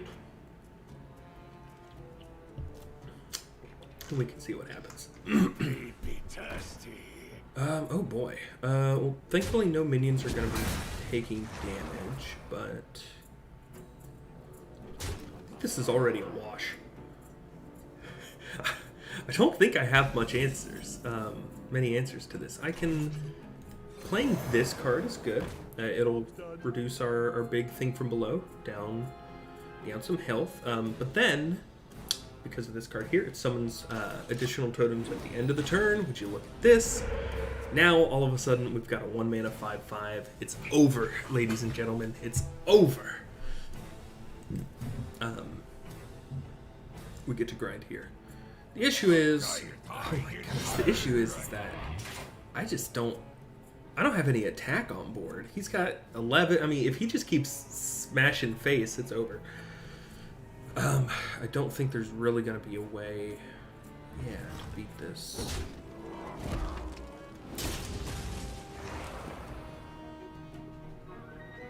I can get some big taunt minions on the board, but even then, I think we just got obliterated.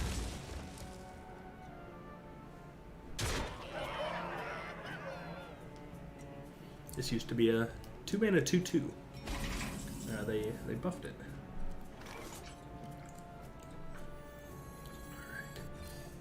Alright. Let's go with this. The only way we're gonna win this is, yeah, by buffing everything and hoping that he doesn't have much fuel to just like break down the minions we have here. Hopefully he has to trade, killing off some of his board, which then will give us momentum next turn to... Why'd he do that? Why'd he not attack the 5/5? Interesting. That's a pretty good Hex target. Hex transforms this guy into a little frog. So we can Hyloify this guy, which is his biggest threat in regards to damage.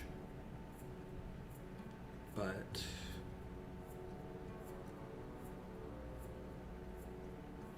maybe not. I don't know. Oh, okay.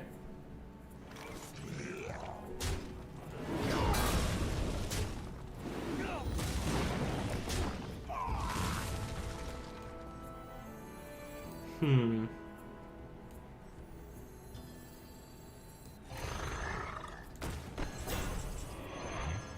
I want to keep buffing this guy? No, it's probably just better to do this. There we go. And see, just like that, we've got momentum. We're back on the board, baby. Okay, if you control no other minions, ooh, he should have traded this first. What is he? This is not real. This is not a real person. This has to be a bot.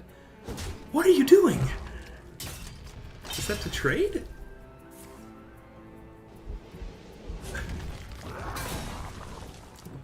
Going back to Amber's comments, this has got to be a bot. This ain't real. Because what the heck is this? What do we get? Ooh, Bloodlust is good. I think we to swing a bit more momentum. We do this, yeah. There we go. And our guy heals up. I got an damage. We have lethal with this, actually. If he doesn't have a taunt, and he can't find a way to kill the 4/3, we have lethal. But since he just played the taunt, we can't actually target this. Oh, that has rush, too. Ugh! 6 mana, 4/8, taunt and rush. Ugh, yucky. Okay. Let's see what we want to do here. Probably just want to play this.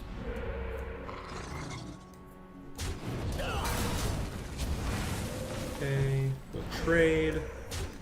Get some damage in. Start healing everything back up. Got 9. We still have lethal with Bloodlust. This is what we're holding on to. Holding on to the fact that he doesn't have a taunt and he doesn't have a way to kill. It's still not lethal. Unless he doesn't... Okay, he is trading. That sucks. Let's see. Starting to armor up.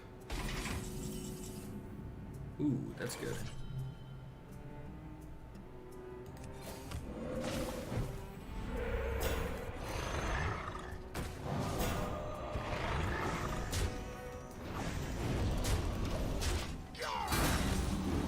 I say this every turn. We now have lethal. Bloodlust is such a good card to hold on to. It's just 5 mana, win the game, but you know, can't have a taunt, and you've got to make sure you have a decent sized board to really get the effects of this. And this guy just keeps sending this out here. What are you doing, old man? This place is scary. And then he got Shaggy out. All right, let's see.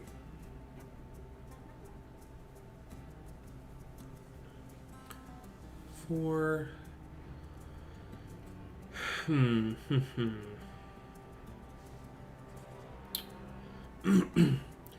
we trade off. No, I don't want to trade them off for no reason. I could.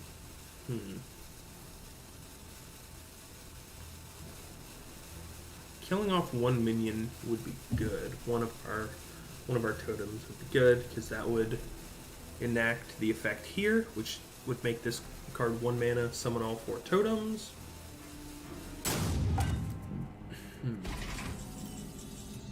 Ooh, huge. Okay, huge play. For the rest of the game, your totems have +2 attack. It's like a mini bloodlust. Would you like to learn why? Do I have lethal? I gotta sink into my chair for this one. I don't think so. I have 14 damage. He has 17 health. We are gonna trade one of those. Just so these cards are better.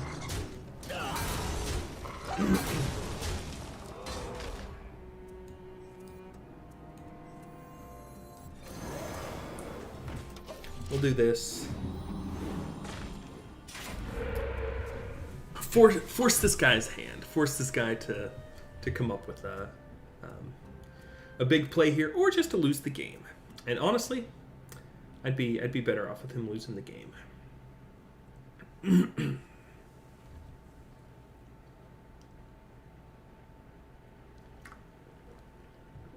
Yeah, I kind of thought this one was scuffed. Not gonna lie.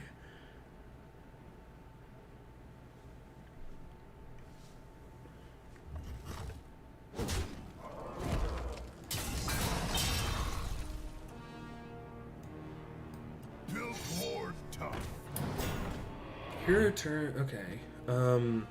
We still have lethal.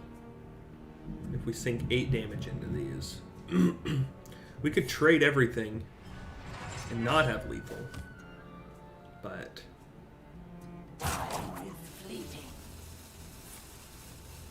ooh. Okay. That was a pretty good turn for him. But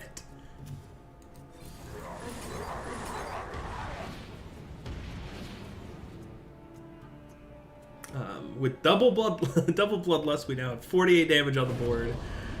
We're just gonna trade everything off. Hit him for 10 health to put him down to 1.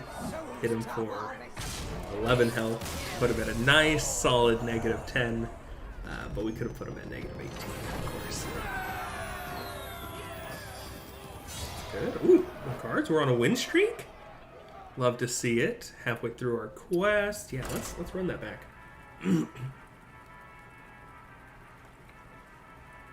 So there's 3 different game modes in Hearthstone currently. We got, we don't care about casual. There's Twist, Standard, Wild. Wild is every single card can be used. Twist is pretty neat. This is, they just hand select a few different expansions you can use. So it's like a rotating card pool. And then Standard is always nice because it's just the 2 most recent years chronologically. So I've been playing a lot of these. Let's see.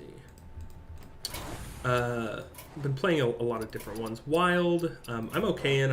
I'm actually have played the least amount of Wild, but I'm right towards the bottom. Standard is how I reached Legend because I'm just the best. What can I say?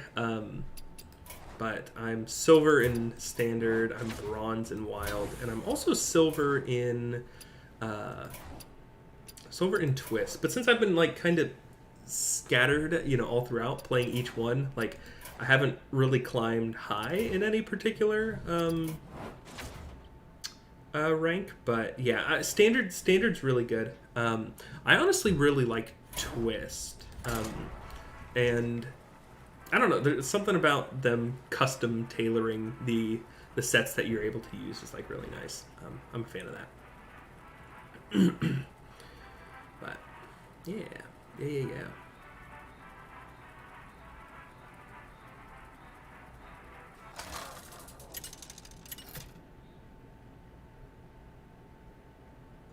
Morgul versus Morgul. the Lich King. Versus the Lich King. Hate Death Knight. It's the newest class they added. I definitely think they should never have added classes, but they rotate every month. So at least I think that's what they said they would. They which will be kind of interesting. I feel like that'll lead to a. I just hope they don't run get burnt out of different sets to go through. But I mean, they have weekly tavern brawls and everything else. Yo, Riley, what's poppin', dude? We're plopping that anchored totem down. It's over. It's over. He's gonna have a way to kill this. It's gonna be Frost Strike. 2 mana, deal 3 to an enemy, discover a card. It's gonna kill this immediately. Dude, how was the trip? Was the wedding well?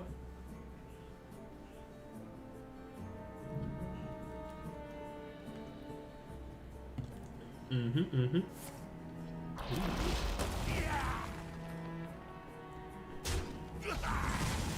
do we got? Ooh, Hex, nice. Dude, that's great.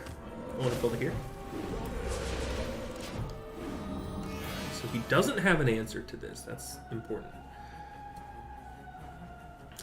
Dude, glad you had fun. After a few more games, let's see what time is it. 4:30.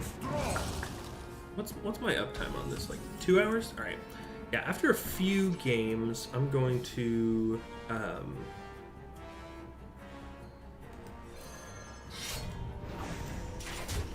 I'm going to run it back, and maybe we can play some WoW or something. Not WoW, League. We'll play something else. I'm just gonna run a few different games. But this is looking bad for him. Although he has a lot of cards, that's always scary. But anytime you leave this on board, it's over. This card is broken. Broken.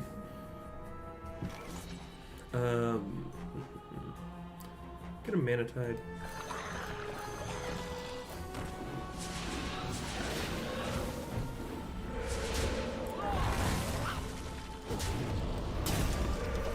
There we go. Ooh, nice. And the taunt.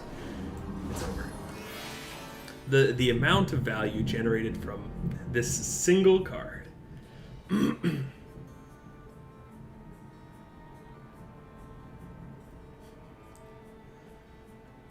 Dude, that's pretty good. You got that Barbie playing. Oh, this guy has nothing. Give me a Bloodlust and let me win the. Oh! Oh!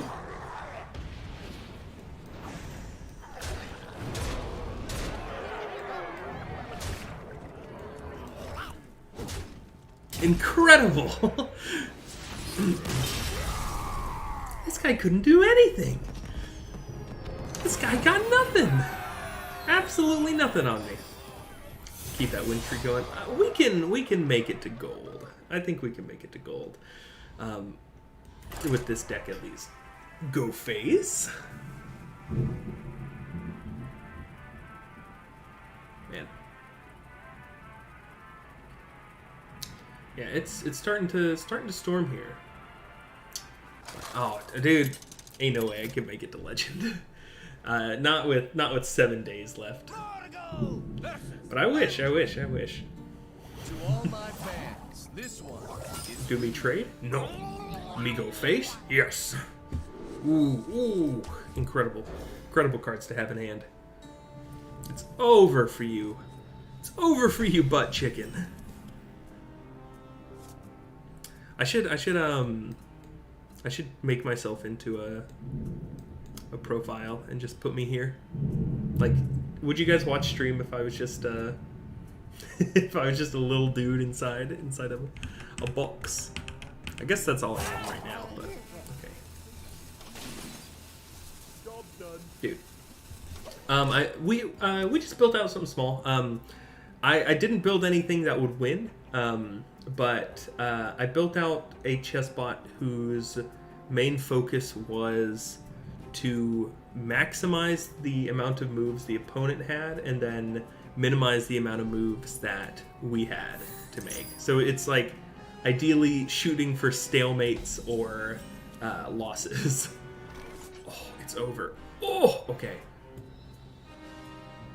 What do I play?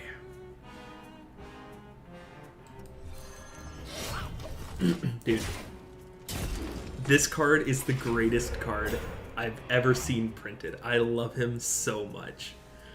Grand Totem Eyesore.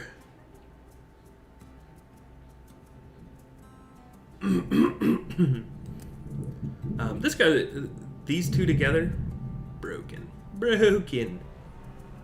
I think we drop Eyesore next turn, depending on what he plays. And then we go crazy with Anchored. am a friend of the Messiah. Oh, that's nothing. Okay.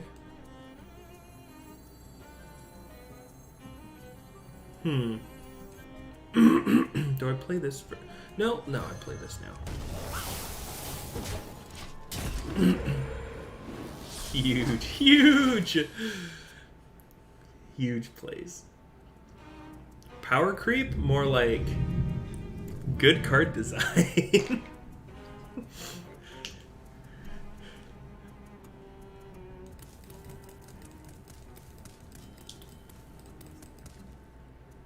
Man. Because then, yeah, there are a few cards that are just like, give your totem this, give your totems this forever. And it's like, it's kind of fun. It makes using your hero power viable. Oh, what did, get a copy of the card on top of my deck. What did you get? Oh, he got this. Interesting.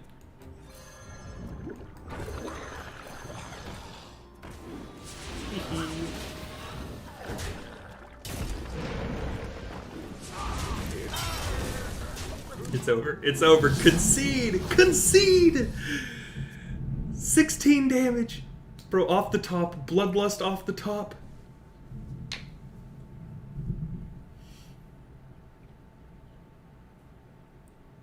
Bloodlust off the top. We win. Off the top, Oppenheimer. Dude, it's over. It's over! He could, in theory, kill a few cards. Like, he could kill some stuff, but if he just plays schooling, he can kill my totem. No, wait, no, he can't. Oh.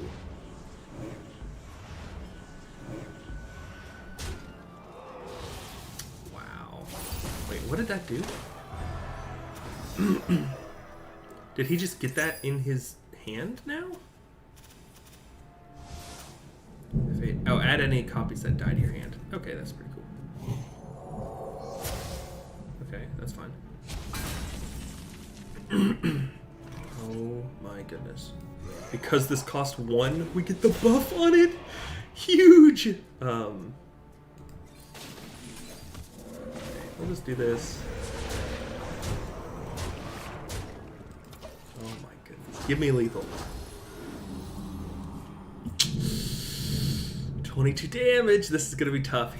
I mean, priests do have a lot of board clear, so yeah, there it is. But that's 12. Oh, this poor guy. This poor guy. All right, lethal challenge. Can anybody spot lethal? There's actually a few different ways we have lethal. Oh my goodness, we have so much lethal. So yeah, we have a give a minion a +2/+2. That gives us lethal. Give a minion +2/+2. Same thing, gives us lethal. Or if we keep playing the swarming piranhas, it buffs our piranhas.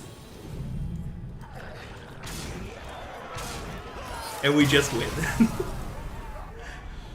Oh, this deck is so fun. Dude, We get the bonus stars for up to silver 3. Oh, if we keep winning, we can get gold. Let's see. Yeah, gold. I don't think we can get platinum or diamond. Not without the star multipliers, and I don't have any because this is the first time Twist ever came out, and I just don't got that grind in me.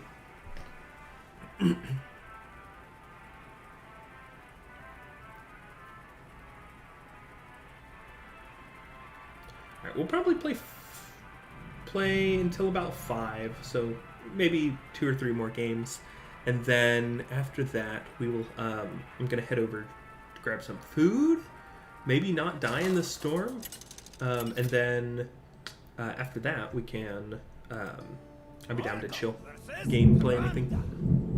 All right. Find eternal rest. Broken.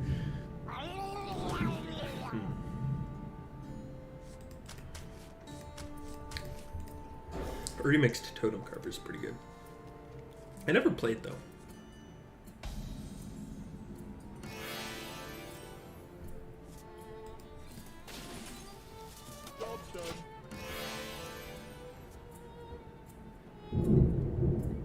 This card is just power creep. I think there was the Tuskar Totemic, I think was the name of it. Ooh, my favorite card of all time. I love Mana Geode.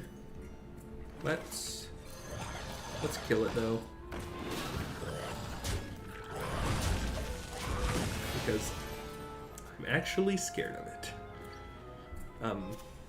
For anybody who is out there who's playing D&D with us, you may recognize this card art. Ooh,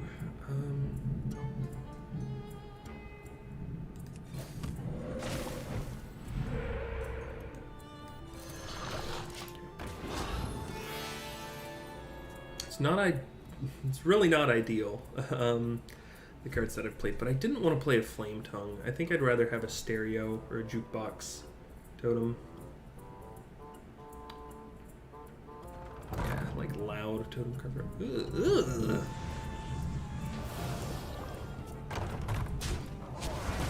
Like it. Yeah, jukebox is good.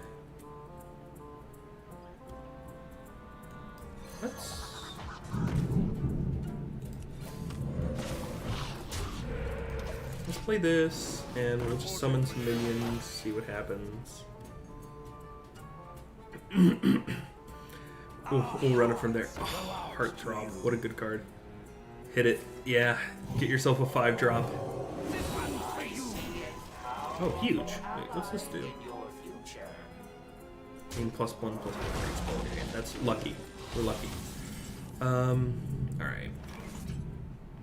We need a big play here. And I think we've got to.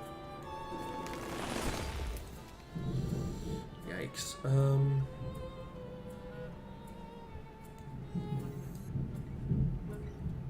mean, I think we have to.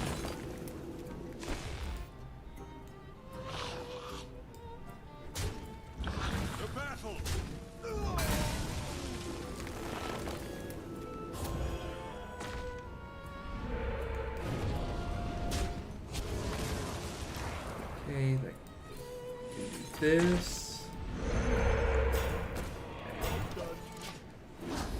It's not ideal, but we've got a decent sized board, and actually with Bloodlust, that's pretty strong. The 5/5 is nice too, because it can keep most of them at bay. Ooh, does he have it? No. Okay. That doesn't do anything.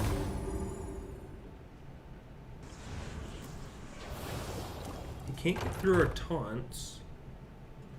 So does he run the 4/4 in? Okay. Interesting. What do we have? That's good, but I think we have to play this to almost have lethal, but I think we just have to be strategic and trade.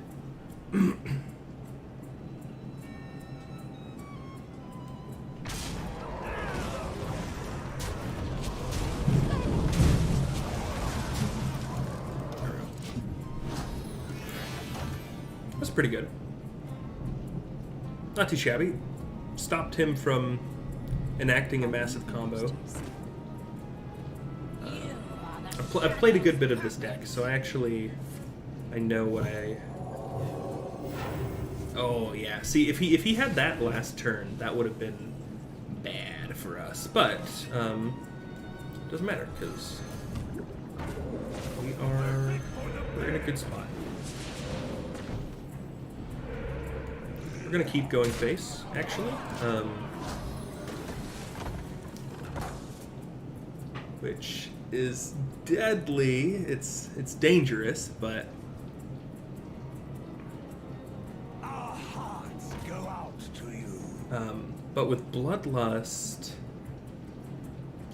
is good. Like, Bloodlust is really good. So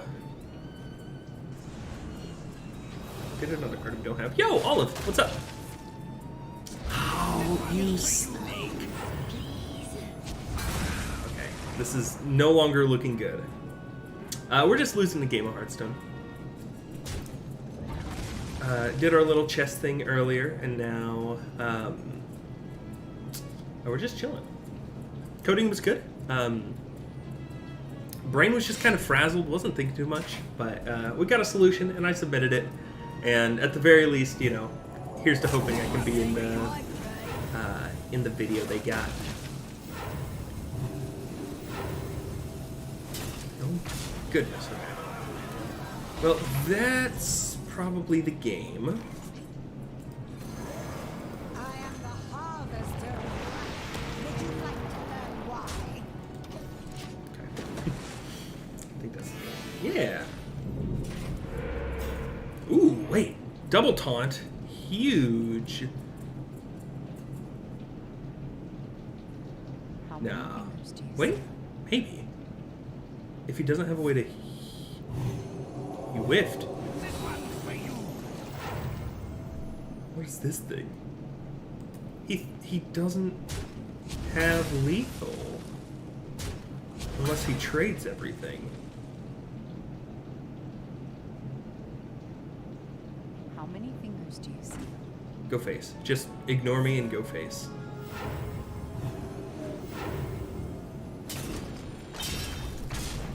Ignore me, go face. Yes! Okay.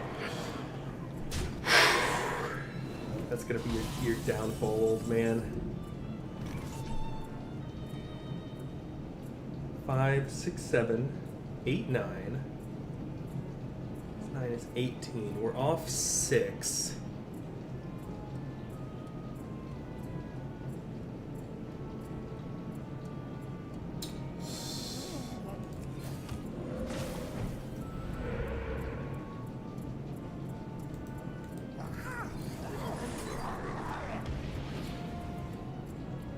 Souls to harvest.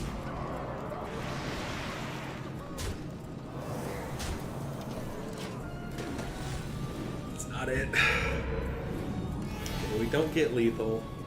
We lose. Yeah, the overlay's very nice.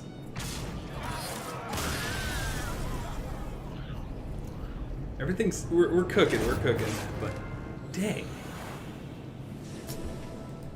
Oh, wait, we got our quest. Did we get the other quest as well? Oh, we have to draw 7 cards. Alright.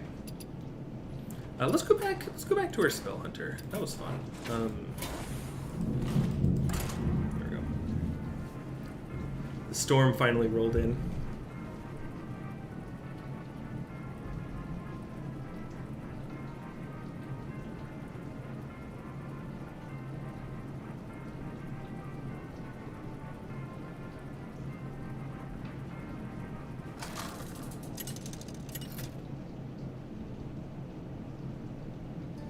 Rexa versus the Lich King.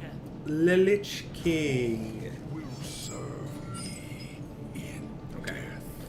So, The hunt We got bananas. This is good to have. Yeah, let's do this.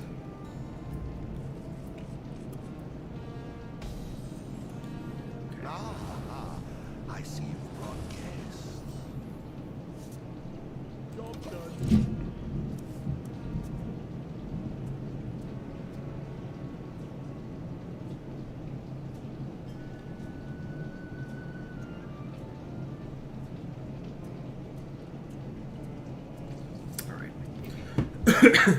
With this deck, what we're looking at is we've got a bunch of spells.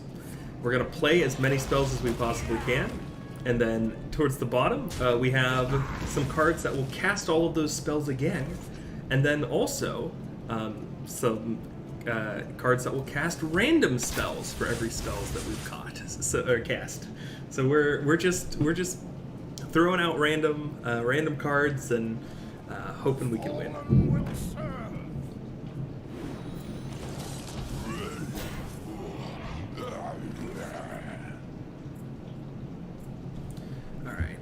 Let's go ahead with Wild Spirits. This is a pretty good card.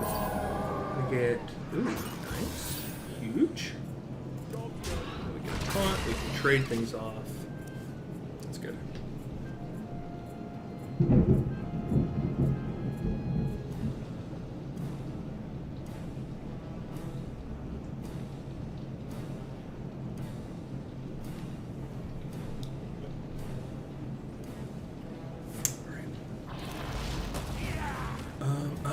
Okay, because that's gonna buff him, I think.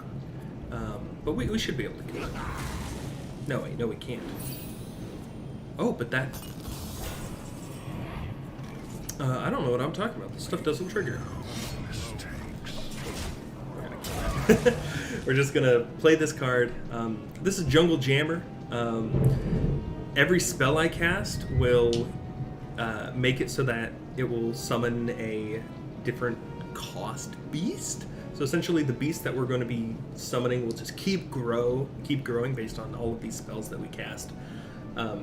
Which is, because of the way the deck is built, pretty much everything that we have. We've got it all. We've got it all. Everyone, grab a drink. Frenzy. What does Frenzy do? After this survives damage. Oh, so I just hit it. Like that. We summon a monkey. Then we go face. And now, see, after we played those two spells, summon a random 3-cost beast. Ooh la la. Oh, wait, no, yeah, we're in Wild. Never mind. I was like, why are we in Wild? We should be in Twist, but no, this is a Wild deck. All of these cards are old.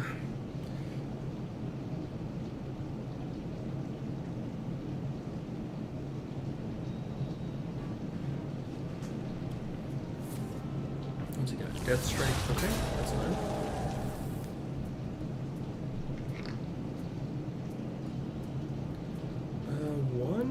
One mana.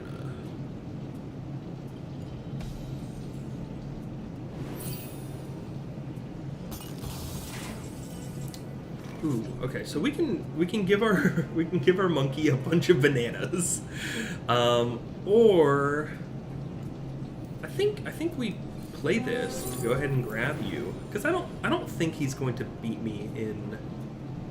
Let's see, 4-cost beast. We could make that a 7-cost beast if we buff our banana man.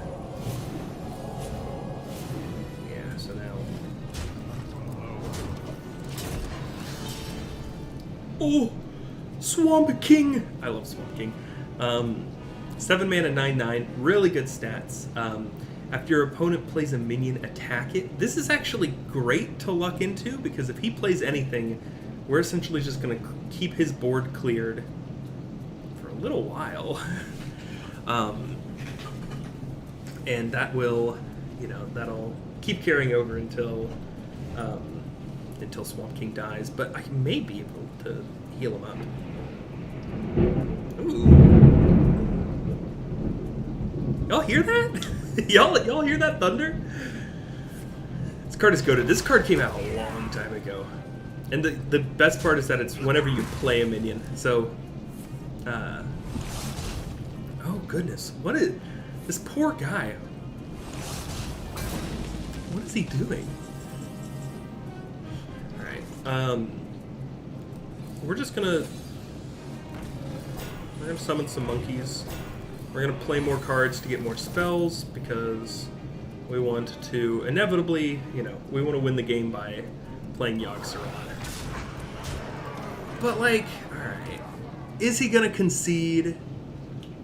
Should I have not done that so he doesn't concede? I don't know. I can never tell. Oh, am I crazy? No, that thunder's not in the game. That thunder is in real life. It's right outside.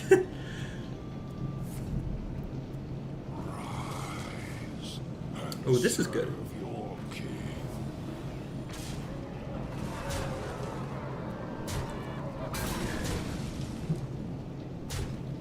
Hit the 3-1? Good, okay. Yeah, it's I have found myself listening to rain noises a lot more, like at night.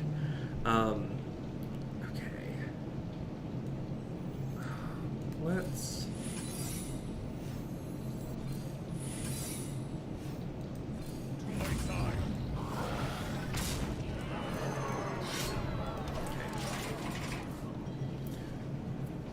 here's to hoping he doesn't do too much and he lets us survive 2 turns so that we can play Yogg-Saron and win this game.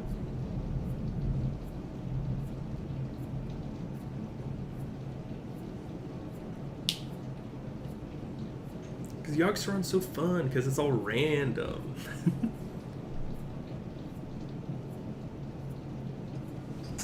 Cast a random spell for each thing you cast this game. Ooh, that's good. That's good for him. Oh, that's bad. That's bad. No, because now it looks like I have lethal.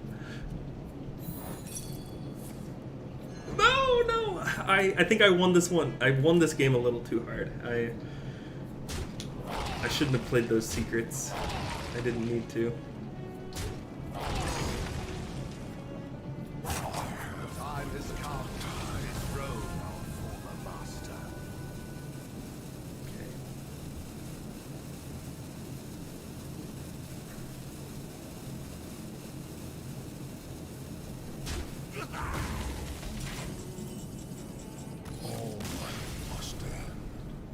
Conceded one turn before. All right, let's run it back.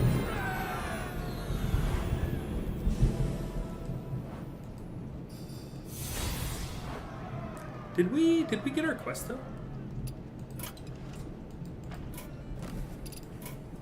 Aha! Oh, we got 3 packs we can open. Hold up. That's good. What happened? I thought. Oh. That was our second quest. Now it's draw 30 cards. Okay. Alright, let's open up our pack. So we've got pre-ordered the new expansion. That's coming out soon. I'll probably do a pack opening of that in August. Oh? Is stream dead? Can't tell. Is internet dropping us out?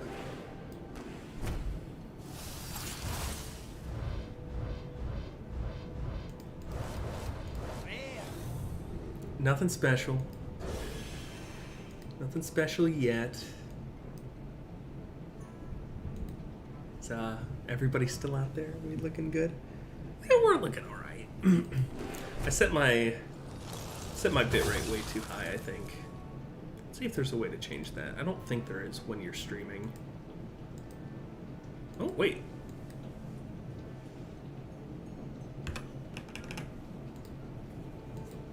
Alright. Is that any better?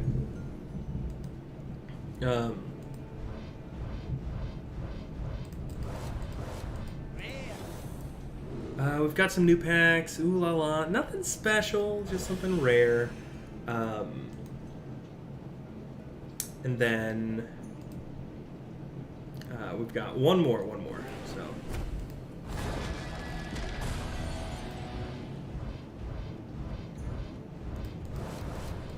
nothing. I actually already have all of those cards too. So okay. Where does this leave us? We've got disenchant. Oh yeah. Disenchant them all. We're only 500 dust. Looking pretty nice, I will say. All right.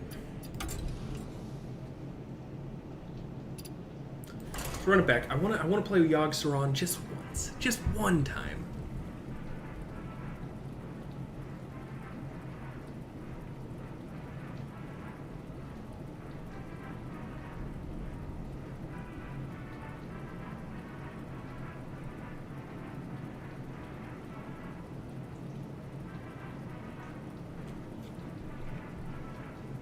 Alright.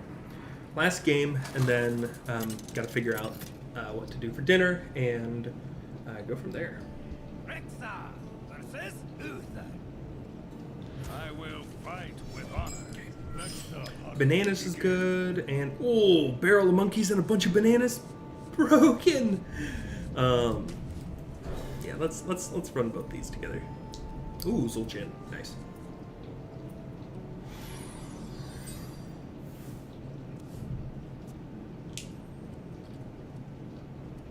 Daylight come and one go. Alright. We've won every single game where we coin Barrel of Monkeys. Barrel of Monkeys broken. Incredible card. Incredible card. Tuned to perfection.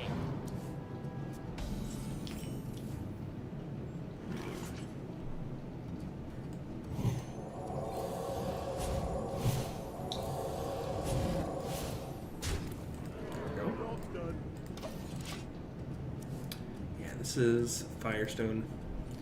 Pretty good Hearthstone. I got it because it gives. It also keeps track of like how many decks you've opened or how many packs you've opened. So I was kind of curious. Oops. Kind of curious in knowing that. I'm like just trying to adjust things ever so slightly. I'm gonna have to get a pretty good overlay going for that. What do I want here? I want...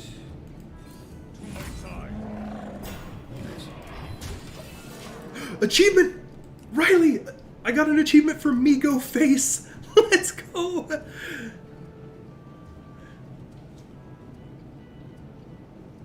This is the perfect time. Discomal's pretty good. Pricey's not...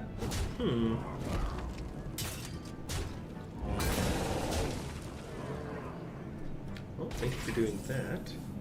Yeah, that's pretty good.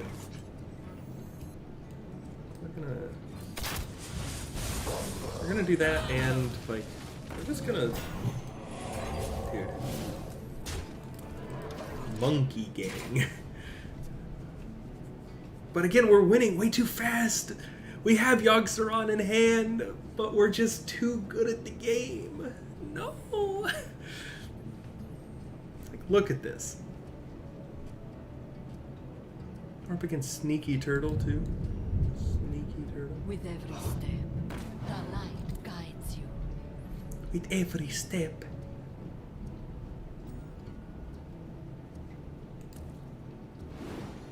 A good explorer comes prepared. Oh, I love this card. I'm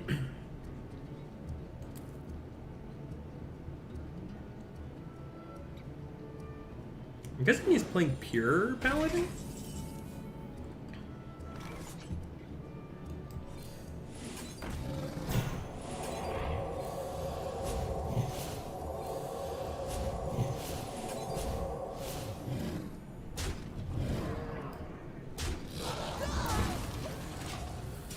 Gonna do that just because that dragon, if he gets buffed, then like the lifesteal could be insane, and like I don't want to deal with him healing too much. I'm like trying to win, but I'm also trying to just play Yogg-Saron. I need something that reduces the cost of cards. Like reduce the cost of Yogg-Saron or something.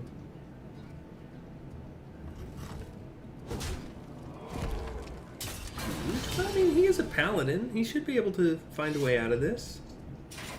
Oh, wait. That's crazy. Okay. We got 3, 4, 5. Do we have lethal? Who will have lethal? Yes. Amber it was.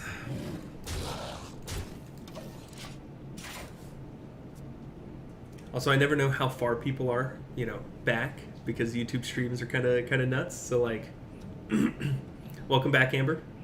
Hope you can hear me. I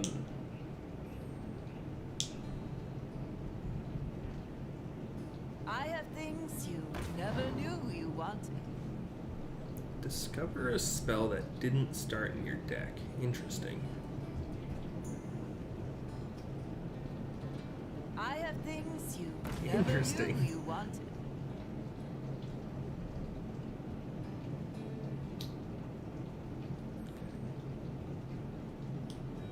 He's pretty close. Oh, ooh. Okay, good, good. He's starting to believe. Learning how to survive here. Okay.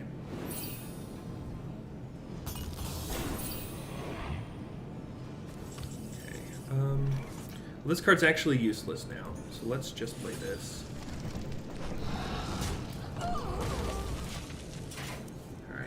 And he better hope he has another timeout. Otherwise, it's game over for him. Or he better hope he has another way to heal. This is like a interesting turn for him. He can put everything in his court. Like that. There we go.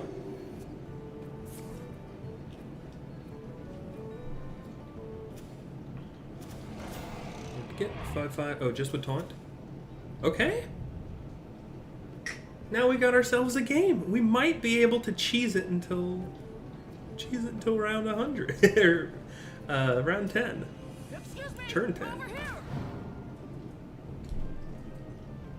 This is interesting. So, discovering spells didn't start in the deck. Discovering legendary minions. Pretty neat. Pretty cool. Let's move quickly. Oh, what are you doing?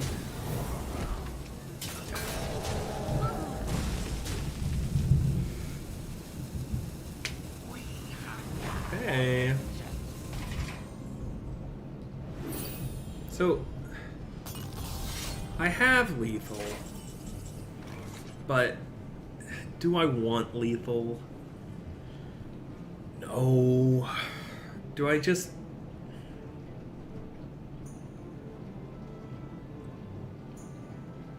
$16 damage though, if I don't do anything. 5, 8, 9, 10, 13. I don't know. This is incorrect because that only has one durability.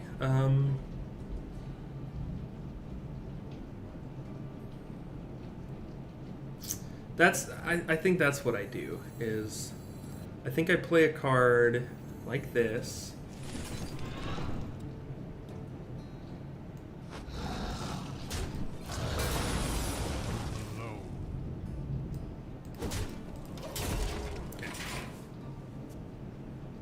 And then hit him with the...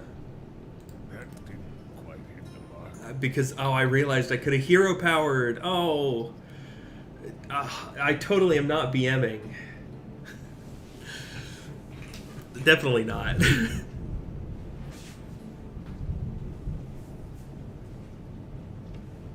Oh, we're doing good. We're doing good. We've won close to every game we've played today. I think we lost one.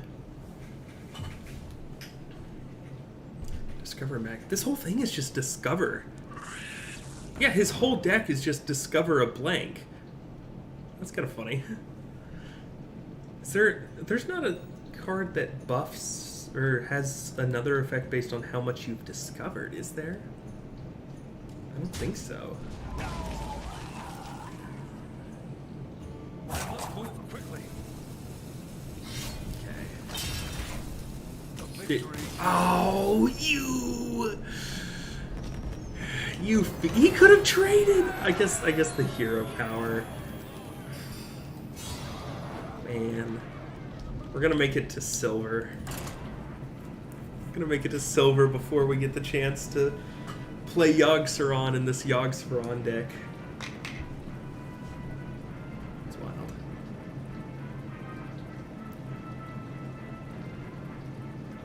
Dude, seriously, Hearthstone has changed so much.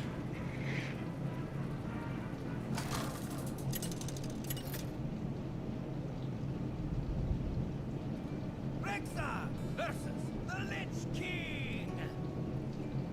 All will serve me in death. Let's go. All right. Begin. These are all pretty good.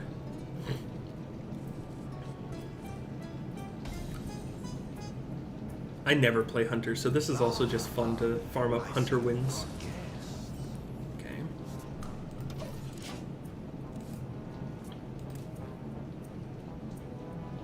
Yogg-Saron's a juicy little guy there. Oh, wow. Okay, these are all good spells, but they're all... What are you? I've never seen this before in my life. They're all pretty expensive, so maybe that's good. But I need something like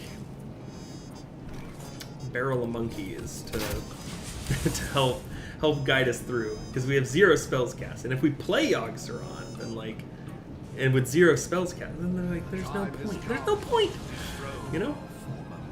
Like this guy. What is this? Oh, bunch of bananas. Perfect.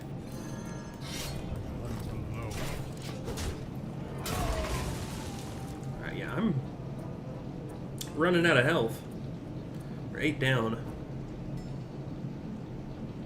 See, this game will just, lose. And then, and then it's like, oh, well, we tried. My blood for the Lich King. My blood for the Lich King. Very nice.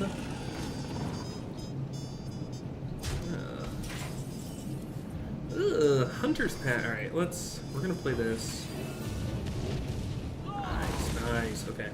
Star Power is pretty good. Just, I don't need a 2-cost beast. I need a 30-cost beast.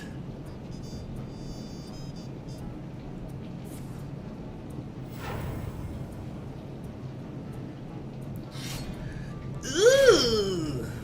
I don't think I've ever seen anybody play that card. Okay.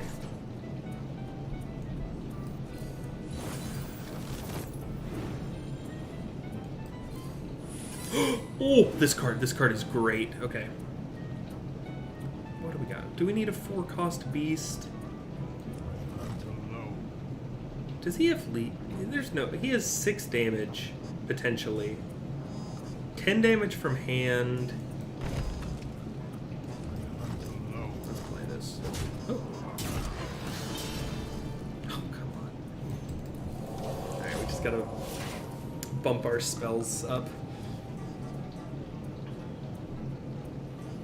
This card is pretty spicy, so also damages minions next to whoever this attacks. It's huge for healing us back up. So if he plays some minions here, ooh, oh, come on, play some minions. Come on, man. I guess he doesn't want to play some minions. All right.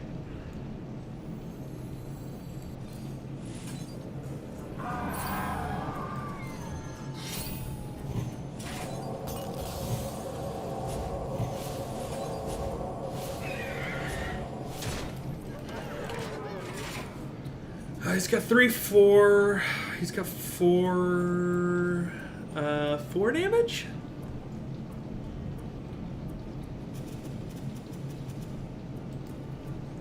We've got 10. Okay, that's fine. That's fine. Come on, just play minion. Play minion, man. Why?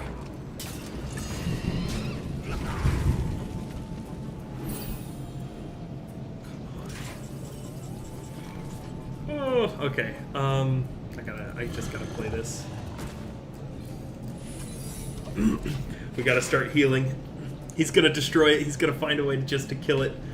Completely remove my ability to heal. Yep. But we're almost there. If we can survive.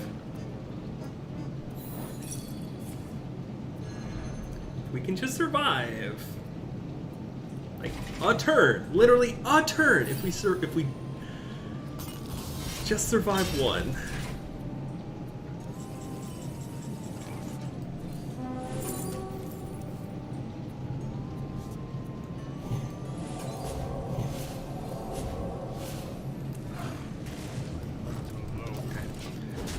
He just can't have lethal. 7 damage.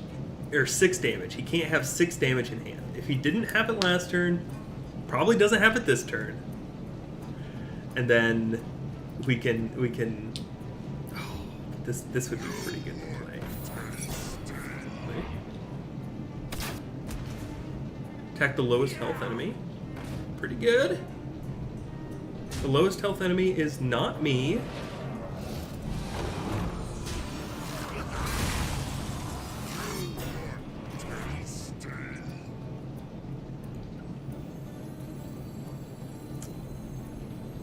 Alright, now how greedy do I get?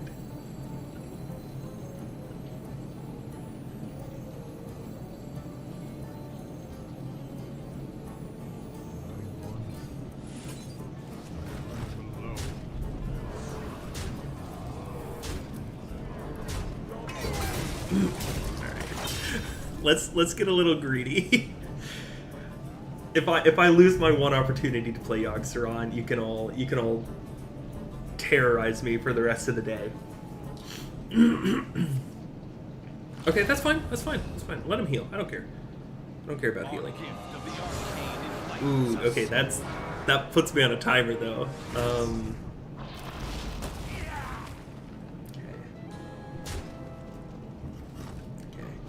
All right, it's got to be now.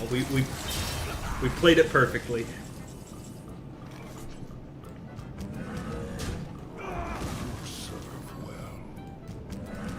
Always attack first.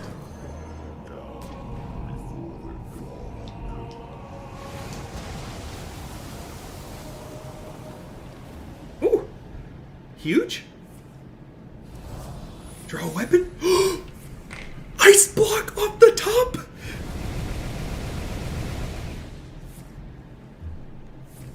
I can't end turn, so one of us is dead.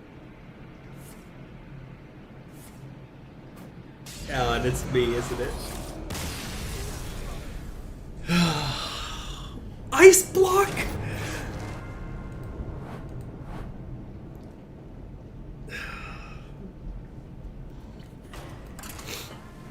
Okay.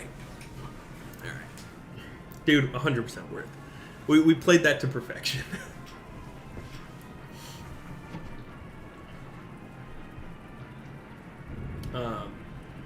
Let's hit it one more time. I know I said I'd stop at 5, but now I'm like, we're getting in the groove. We're just picking things up. And I wanna finish my quests so we can open up a pack. I just bought a pack of the Lich King. I'll be playing a Hearthstone winning. Stack charge is pretty good. Deal 3 damage. Oh, we have the dream hand. We have the dream.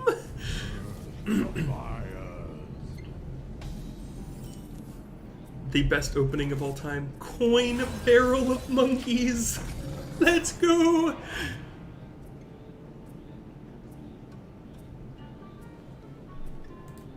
Well played. I'm hitting him with it. It's over.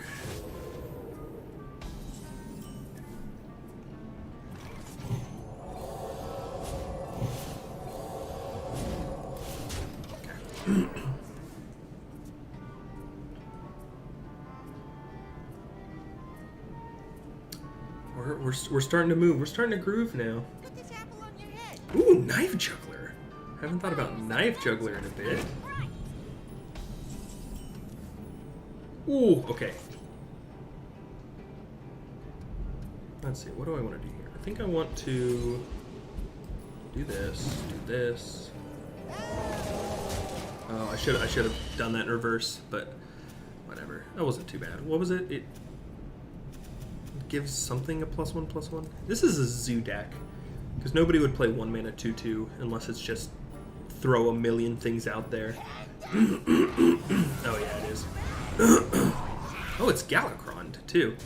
I haven't thought about Galakron in a while. Okay. Let's go ahead and play this. We'll swing face. We get a fairly big taunt next turn because of this dormant guy, so I'm not too worried if he buffs those little men. But doesn't look like he has a great hand. Bones of the fall. Ooh.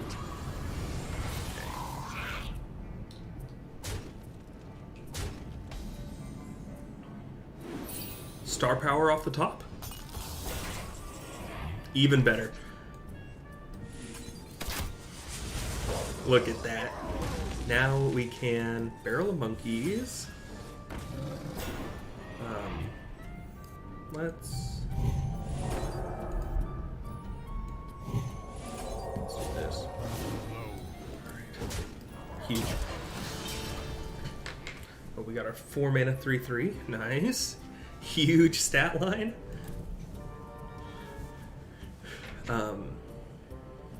Funnily enough, so this is a pretty good card. Summon an animal companion or 2 if your deck has no minions. As it turns out, this card is okay. It's pretty good. Animal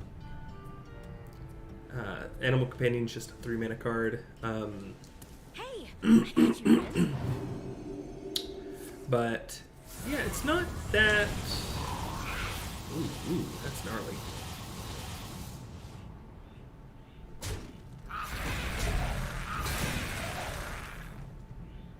Alright.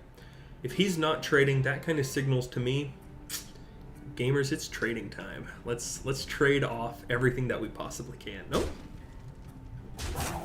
Still, I think it's trading time. I think we trade. Well, 6, 7, 8. Alright, let's go ahead and draw our 1 minion.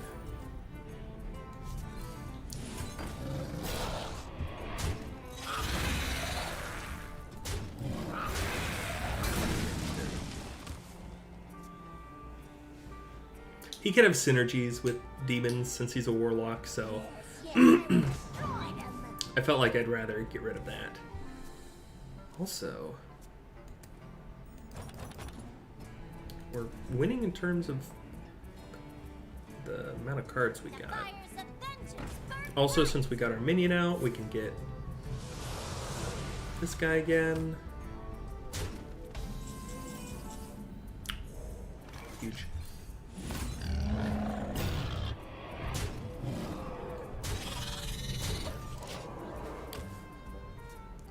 It's right around turn 8 is when we win every time, but I'm hoping he has an answer to this, so that we can keep the game going.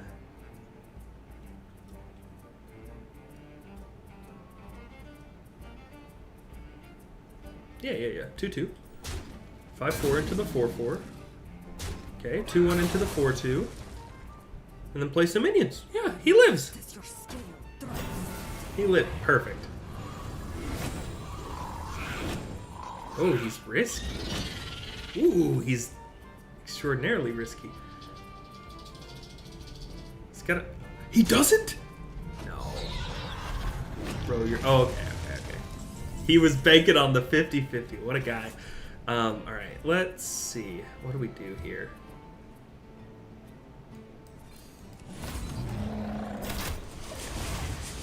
He's got 16 damage. Does he have lethal? You never know. We just gotta survive 2 turns. 2 turns. And we can play Yogg-Saron. We've been in this predicament a few times tonight.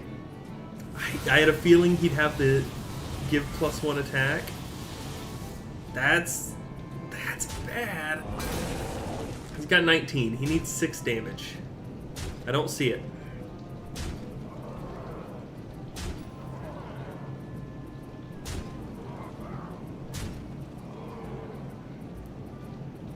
Listen.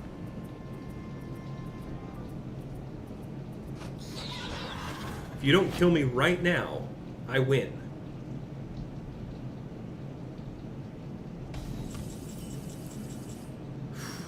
It's a...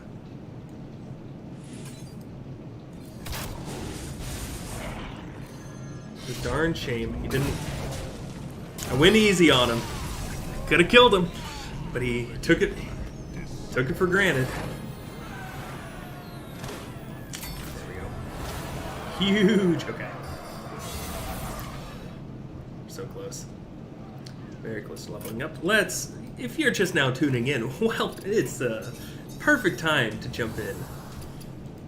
Deal damage to the enemy hero 100 times as Hunter. I cannot believe this has not already been unlocked for me. But, alright.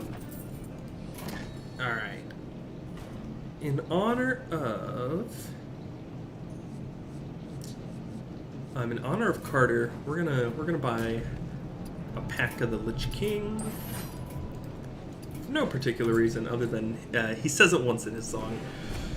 Let's open this bad boy up, see what we get. Legendary? What a wash.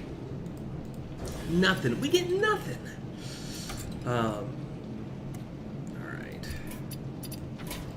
We even have all of those cards. What a tragedy. Okay. All right. Storm's picking up. I'm gonna go ahead and wrap things up here. We had a nice little stream. I'm glad we could get into this. I'm gonna be streaming a little bit more in the future, so be on the lookout for that.